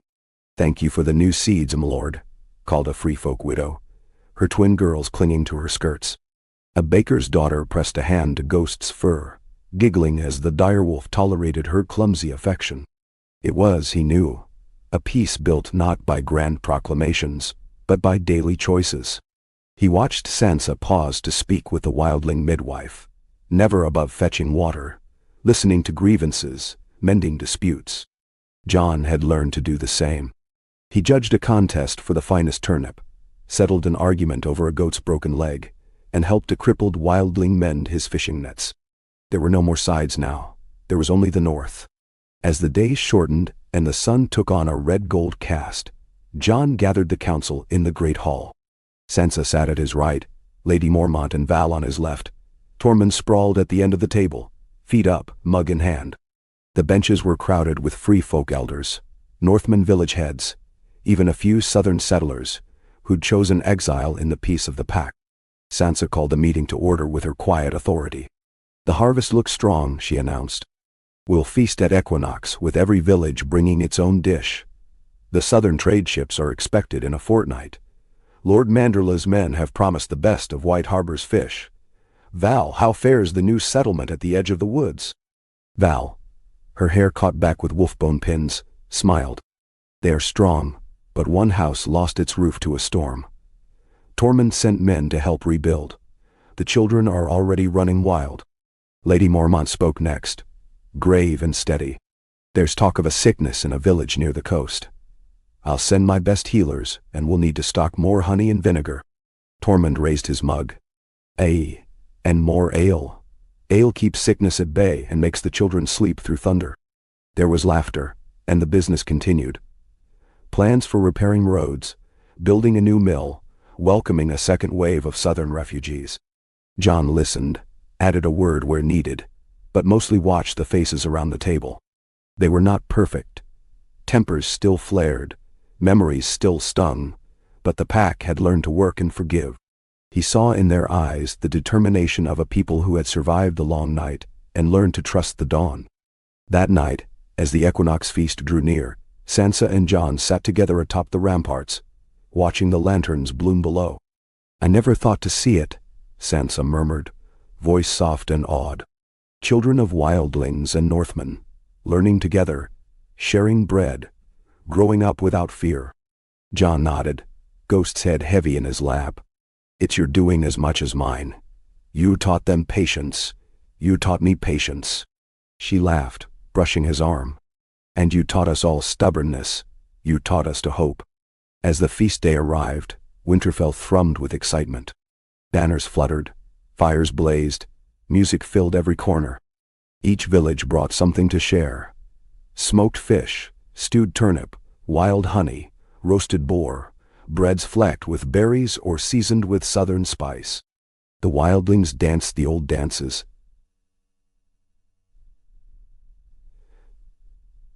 Stamping and whirling, the Northmen joining in with clumsy joy. Lady Mormont wrestled Tormund in the mud, losing but taking him down with her, and the children howled with laughter. Jon walked among his people, accepting thanks, sharing a mug, letting Shadow and Ghost beg scraps. He watched the faces, ruddy with wine, bright with song, old and young, wild and gentle, all part of the same hard-won story. Sansa led a circle of children in a song to the old gods, and even the youngest wildling cubs joined in, their voices wild and sweet. Later, beneath the stars, Jon found Val alone in the godswood, tracing her fingers over the carved face of the heart tree. "It feels safe here," she said, not looking up. Yes, if the old powers approve. He joined her, ghost and shadow lying at their feet. They do. They remember, like the North. And they watch. She looked at him then, fierce and full of the wild. "And if the South comes again, if darkness rises?" Jon smiled, the line of his scars softened by the moonlight. "We are not alone. The pack survives. And the North stands." Now. As autumn settled, the days grew crisp, the nights bright and cold. A raven from King's Landing brought word of a new council. Peace continuing, old wounds healing, the rest of the realm watching the North with a wary, hungry hope. Sansa composed the reply, inviting southern envoys for the winter, promising open doors and honest trade. When the first snow fell, children and wolf cubs tumbled through it, their cries echoing from the yard to the wilds. The wolves ran the woods, bold and bright, the land alive with promise. The pack gathered each night by the fire, telling the old stories. Of the Night King's defeat at Hardhome, of the wolves who guarded the living, of the stubborn hearts who chose forgiveness over vengeance. Jon and Sansa stood at the window one dusk, watching the snow settle over the towers. "We've done well," Jon said quietly. "But we're not finished. There will be storms. There will always be storms." Sansa pressed her hand to his. "Then we weather them together. That's all that matters." The wolves howled in the night, and the people listened, not in fear, but in pride and comfort. Their hearts knit to the wild and to each other. The old gods watched, the land healed, and the North endured. The story, born in darkness, carried in blood, now alive in song and laughter, rolled onward as inexorable as the seasons, as bright as the pack gathered beneath the ever-turning sky. Ka. First frost turned every blade of grass in the Winterfell yard into silver. The world gleamed as if forged anew.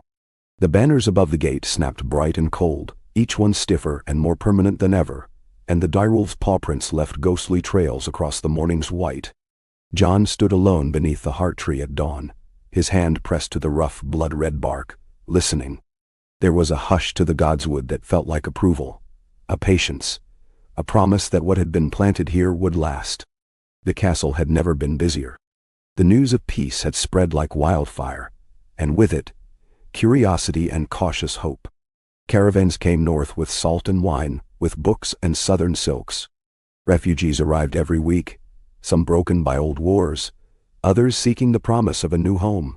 Sansa met each new arrival with her calm, clever welcome, finding work for the skilled, bread and shelter for the hungry, a place at the fire for every lost soul. She watched over the castle like a wise mother wolf, sometimes stern, sometimes soft, always sure.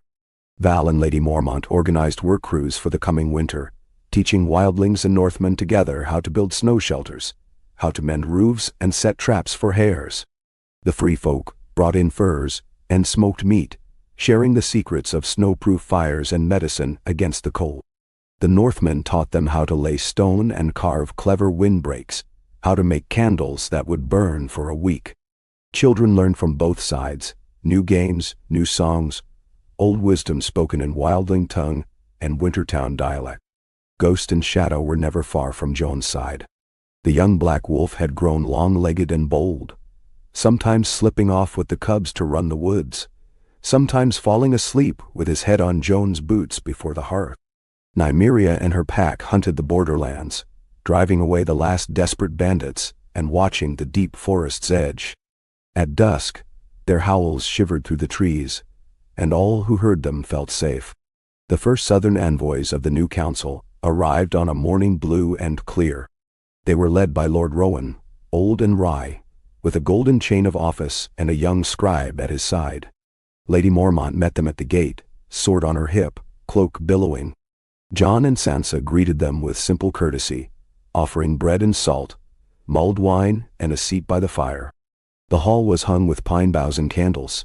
The southern visitors marveled at the unity of free folk and Northmen, at the laughter and the order, at the wolves curled up beneath the high table.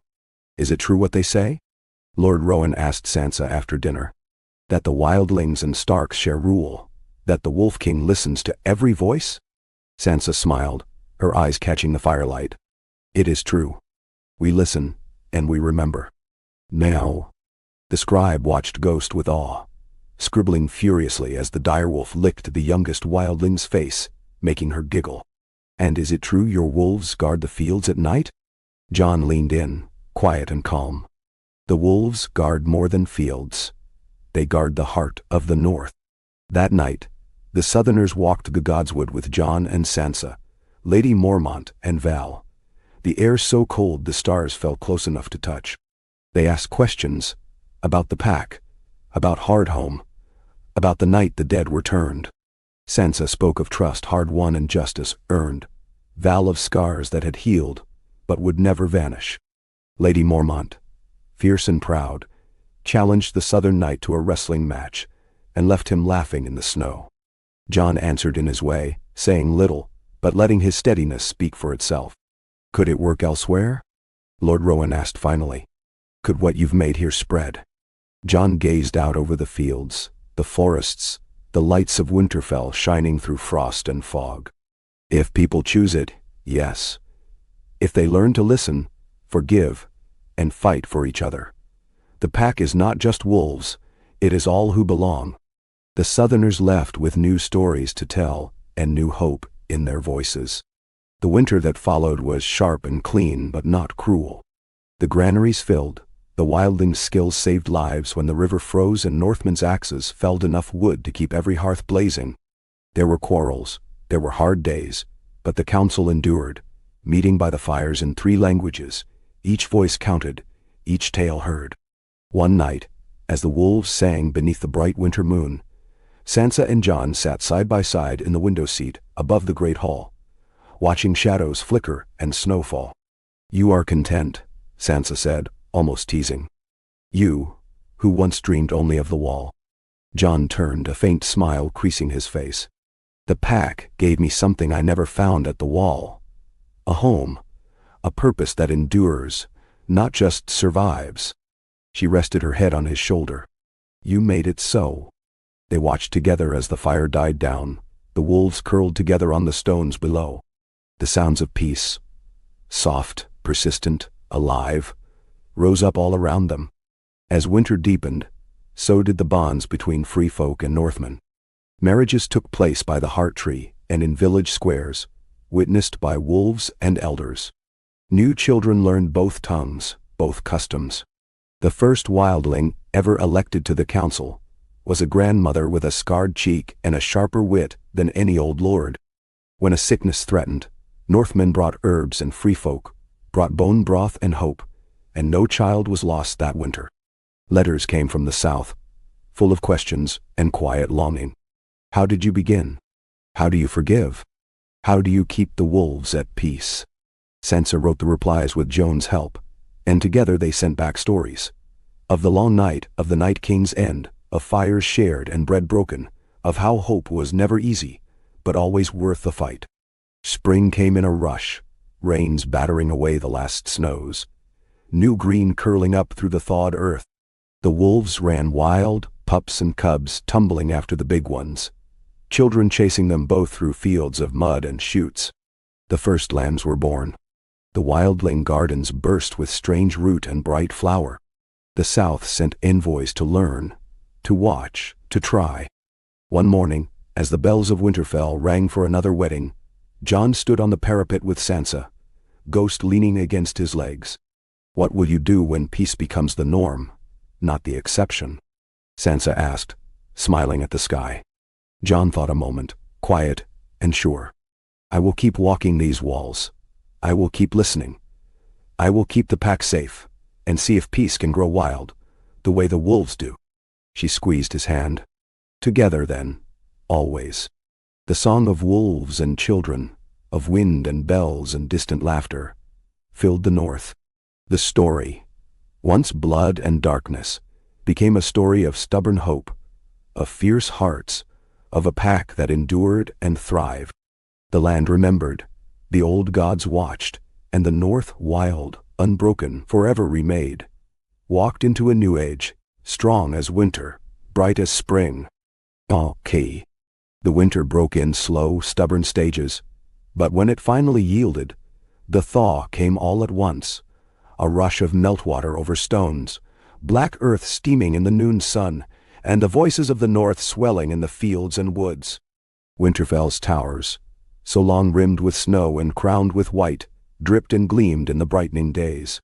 The wolves ran wild again, their packs ranging from the Godswood to the deep woods, their cubs barking and tumbling through the muddy courtyards as if they owned the world. Jon Snow rose before dawn every day, the same as ever. He took to walking the walls with Ghost and Shadow, their paws silent on the damp stones, watching as the fog burned off the fields and the land shook itself awake. Sometimes Nymeria joined them, her presence an omen and a reassurance to every sentry on the wall. The wildling boys on the gates tipped their caps to her, as to a queen. The wildlings' settlement beyond the gates had grown into a real village, smoke curling from turf roofs, children darting between fence posts, women mending nets or stirring kettles at communal fires. The Northmen's hamlets to the south and west were busy as well.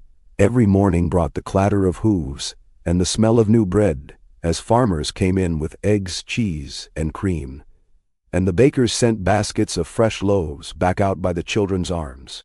It was a North that had never existed before. Fierce, gentle, hopeful, and wild.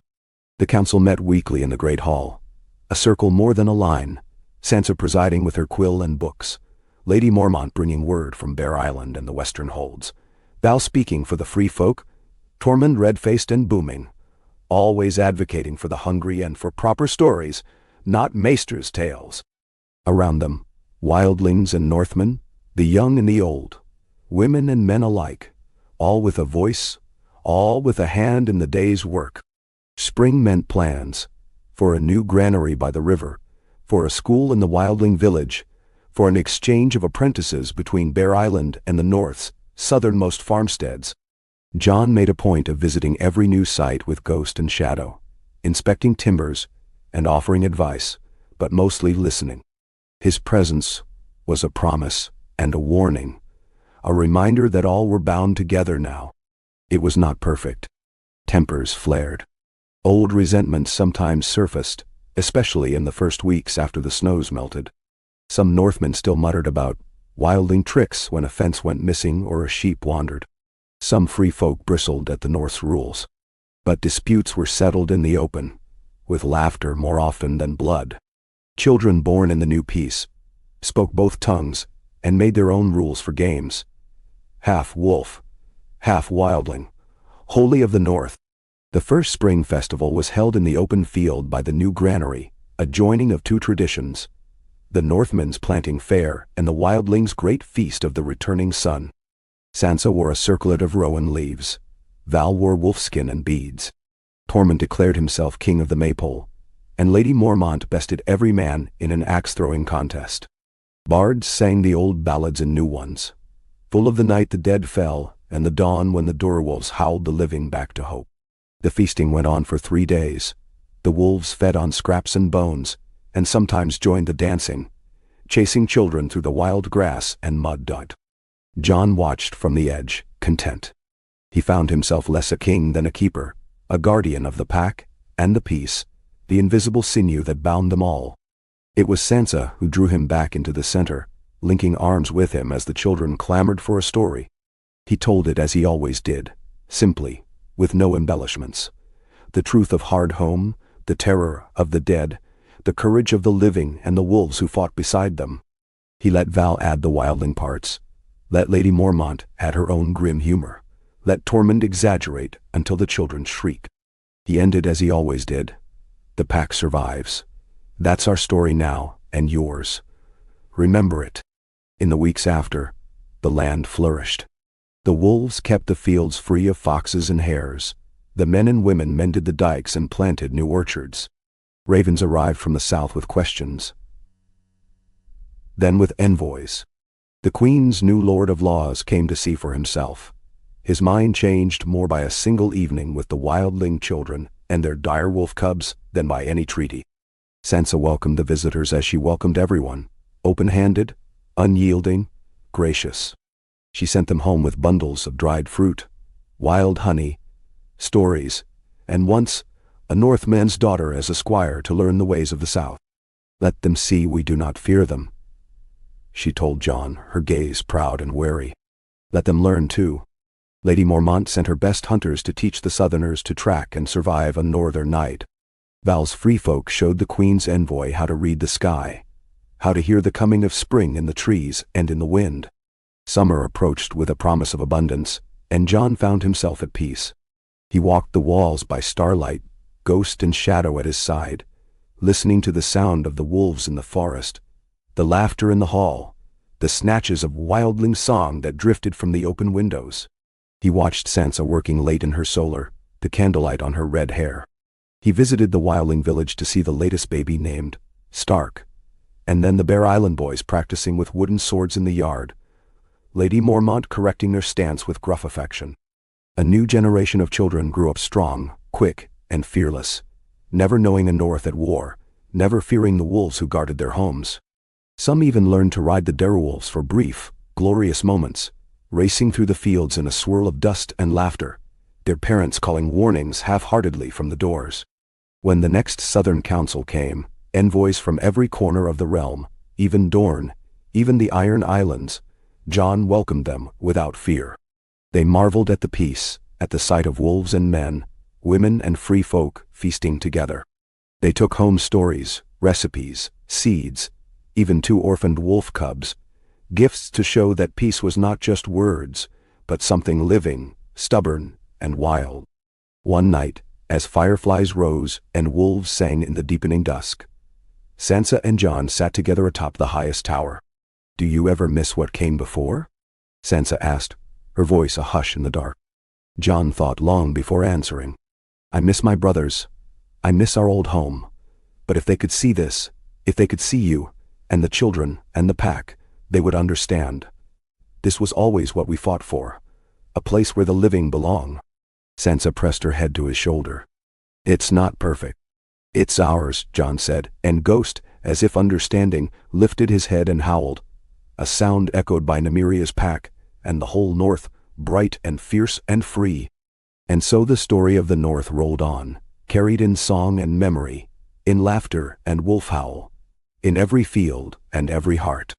The pack endured, the people thrived, and as the stars wheeled above Winterfell, the world that had once seemed doomed to darkness now burned with a hope that nothing, not winter, not old wounds, not even the memory of the dead, could ever extinguish.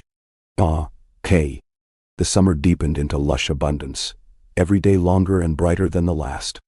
The orchards planted after the long winter were thick with swelling fruit. The first barley harvests gleamed gold as a king's ransom.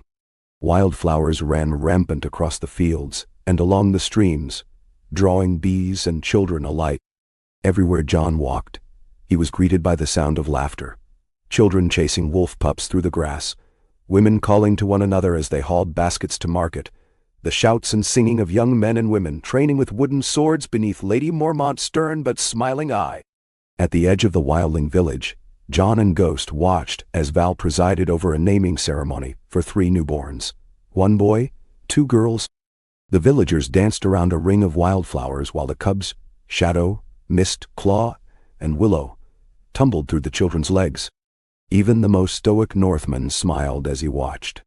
It was a world reborn from hardship, each day of plenty earned by years of fear and hunger. The pack was never far.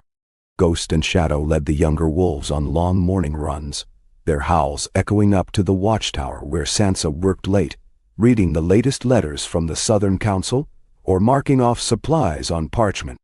Nymeria's brood hunted the woods, keeping the flocks safe, never losing their wildness or their place at the edge of the world. The people grew used to seeing their glowing eyes at dusk, watching from the tree line, reminders of the price paid for peace and the guardians who kept it. Jon, with his simple cloak and heavy boots, moved through it all quietly, rarely giving orders but settling disputes with a word or a hand on a shoulder. In the evenings, he sat in council with Sansa, Val, Lady Mormont, and the elders from every village, both free folk and Northmen. They debated trade routes, the best site for a new mill, who should keep the keys to the grain store. More often than not, the council ended in laughter or a song, an old bear tune from Bear Island, a wildling ballad about the night the sun never set, or one of the new children's chants. As the first apples ripened, a southern party arrived. Envoys from King's Landing, the Reach, and even the Stormlands, all come to see for themselves what the North had become. They were led by Lord Rowan, his white beard neatly trimmed, and Lady Elise of Tumbleton, sharp-eyed and curious. The Southerners watched with wonder as a wildling midwife and a maester from White Harbor delivered a breech-born babe together, as Lady Mormont's warriors taught Southern squires to track and fight in the woods, as Sansa welcomed them at the high table with the same measured courtesy she gave to the poorest shepherd. It was the wolves, though, that won them over. On the second night, as the council feasted in the Godswood, Ghost padded through the shadows, gentle as moonlight, and sat beside the smallest southern page, who promptly buried his hands in Ghost's fur. Shadow chased a clutch of daring children, letting them climb his back and ride him in wild circles, while Nymeria watched with regal approval. Even the proudest lord or most cynical merchant softened in the presence of the pack. On the final day, Sansa led the envoys to the wildling gardens.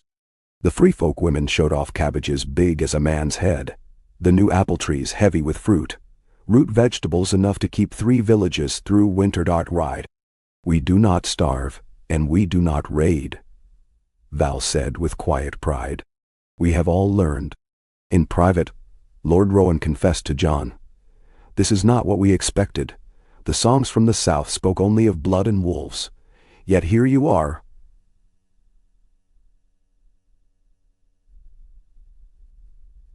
Pull. Together.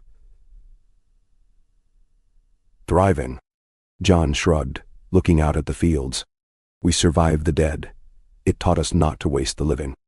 Lady Elise pressed for secrets, for a single policy or trick. Sansa only smiled. "It is the pack. Every voice counts. Every hand matters." The envoys returned south with gifts, baskets of apples, jars of wild honey, new stories to tell. Sansa sent a letter with them, inviting more children and apprentices north for the winter. "Let them learn from each other," she wrote. "Let them see how peace is made."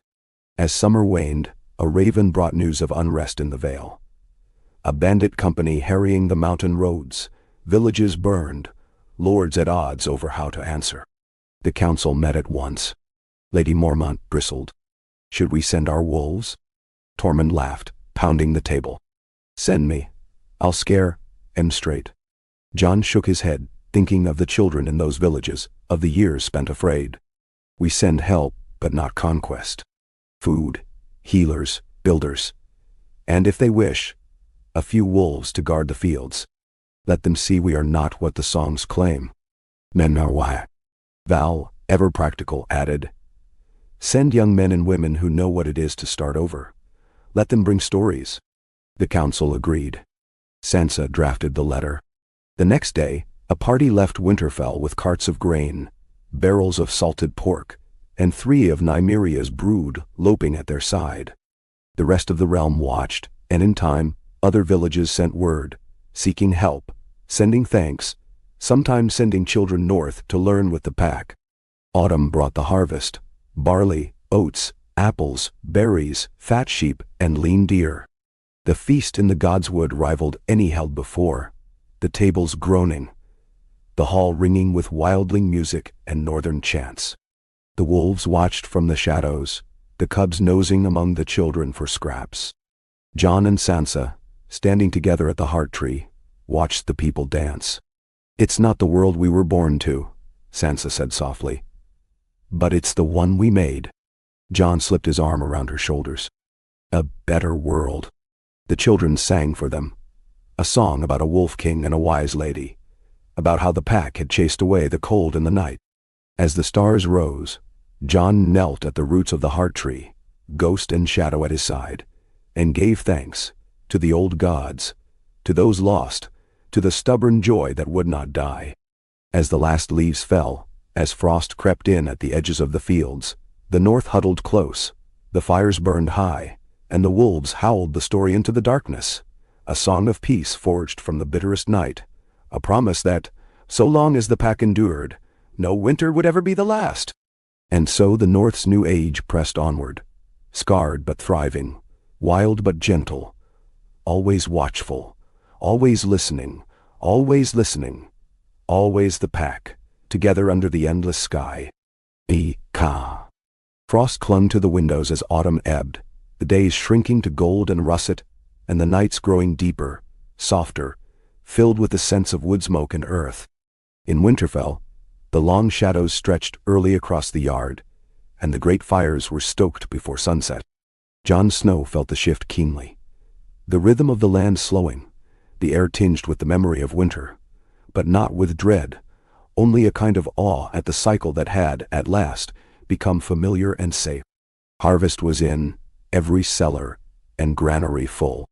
Sansa presided over the counting and weighing, Val and Lady Mormont checking the stores themselves, wildling and Northmen alike, eager to prove their measures honest and their work worthy. The pack, 4 generations of direwolves and cubs, moved between the villages and the keep, as much a part of daily life as horses or ravens. The children had even begun training 2 of the younger wolves, Willow and Mist, to carry baskets of bread to the old and ill, who could not walk to market. Each errand became a small parade, a wolf trotting with a woven basket, trailed by shrieking, laughing children, and a wildling boy with a whistle, who claimed in 3 languages to be master of the pack. Sansa's council had doubled in size, and now met in the high solar, everyone packed close around the big table. There were still arguments. Should more fields be given over to barley or oats? Who would oversee repairs to the old aqueduct? Which free folk elder would preside at the midwinter festival with the Stark Lady? Yet these were the right sort of arguments, the product of plenty and trust. Jon, always listening, guided more than he ruled, deferring to Sansa on matters of trade, and to Lady Mormont or Val, on anything that touched the wild or the restless young. Tormund, still loud and brash, broke any deadlock by turning even the driest dispute into a contest. Who could split more logs, or balance an axe longer, or drink the most cider without falling off the bench? The southern envoys lingered late into autumn, learning what they could, reluctant to return to the wars and feuds that still simmered far below. The scribe from Old Town spent days in the library and nights in the wildling village, gathering stories and recipes, promising to write a new book, The Songs and Wisdom of the North. Lord Rowan helped oversee the finishing of the new aqueduct, delighting in the way Northmen and free folk made wagers on whose work would last through the next 2 winters. Lady Elise took up with Sansa and Val, peppering them with questions about herbs and marriages, and even sent for her own daughter to spend the winter at Winterfell. One evening, as frost glittered on the windows and a hush settled over the castle, Jon found Sansa in the kitchens, tasting a pot of stew and listening to the cook and a wildling grandmother debate the best way to store onions through the cold. Jon stood in the door, unnoticed for a long moment, watching her move with gentle authority, the way her presence calmed both women and drew laughter from them both. She turned at last, smiling. "You're brooding." He grinned.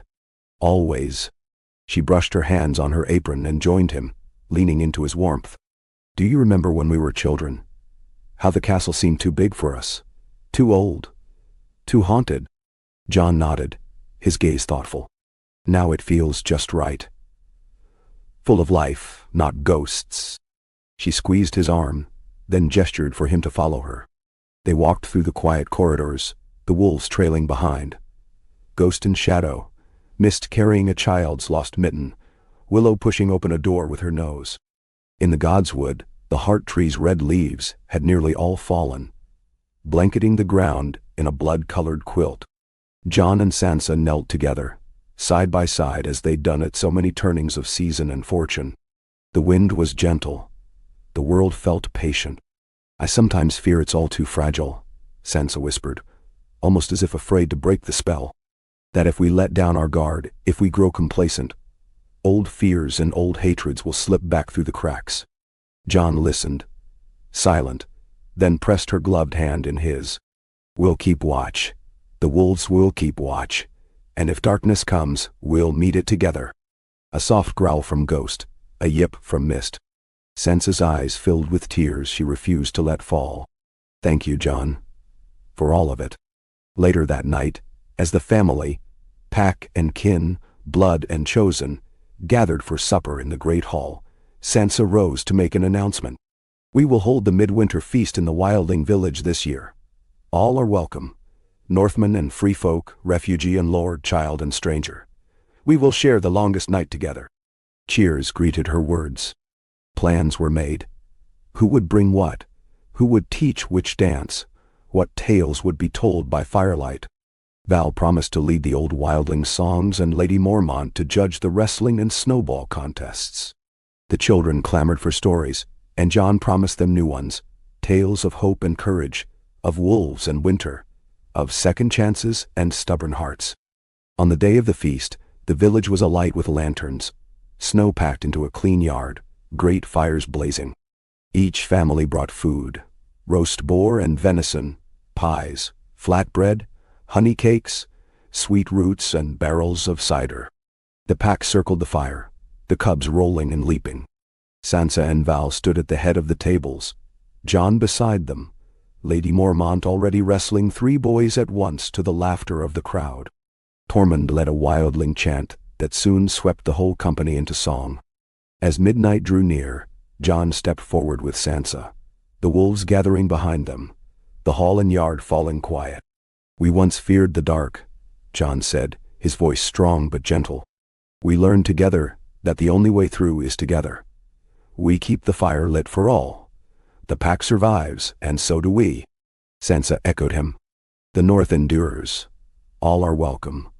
We are more than we were. We are a pack, and we are a home.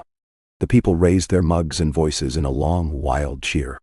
Afterward, beneath the stars, as frost whispered in the trees and the children curled up between the wolves by the dying fire, Jon and Sansa walked the edge of the woods. If we do this every year, she teased, we'll never be able to leave. Jon smiled. That's the point. Let the rest of the world change and fight and forget. Here, we remember. We hold the line. We make peace the old way, by living it. Da.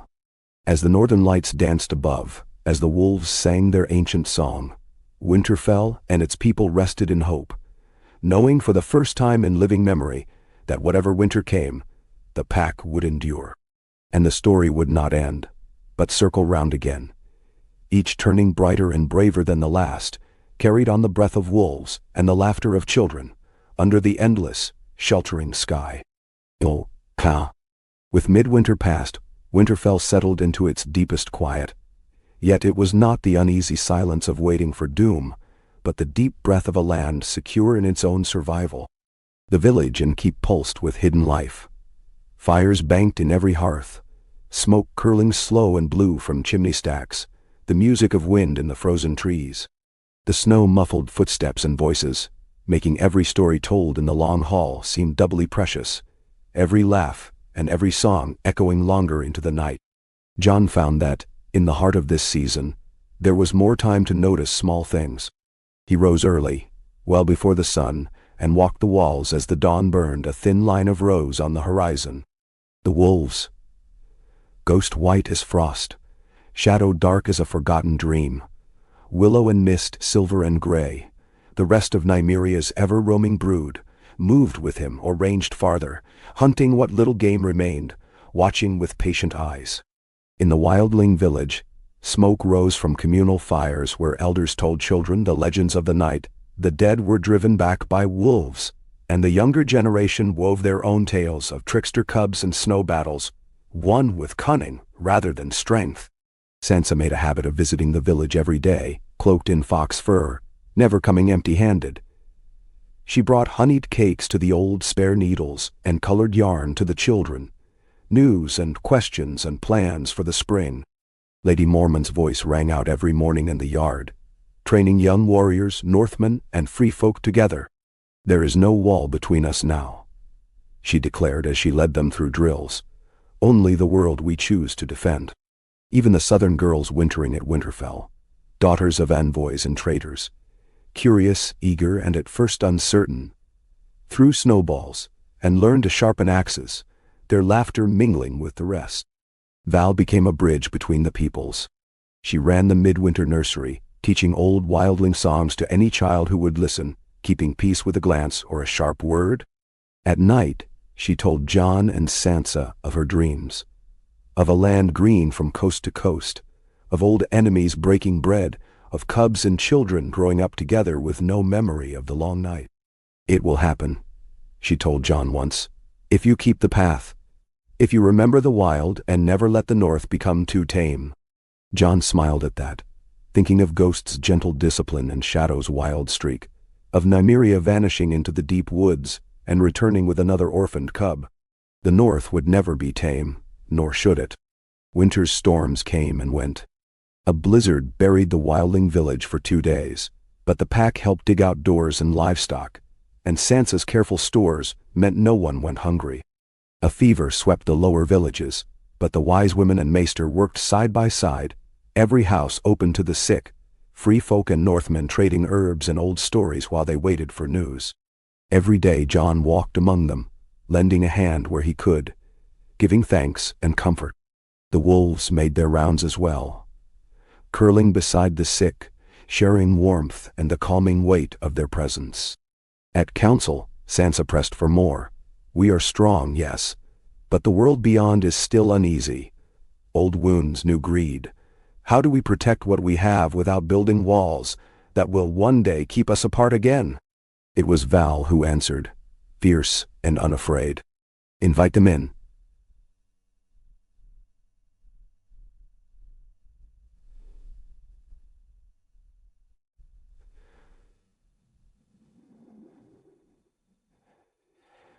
"Send our children to learn elsewhere,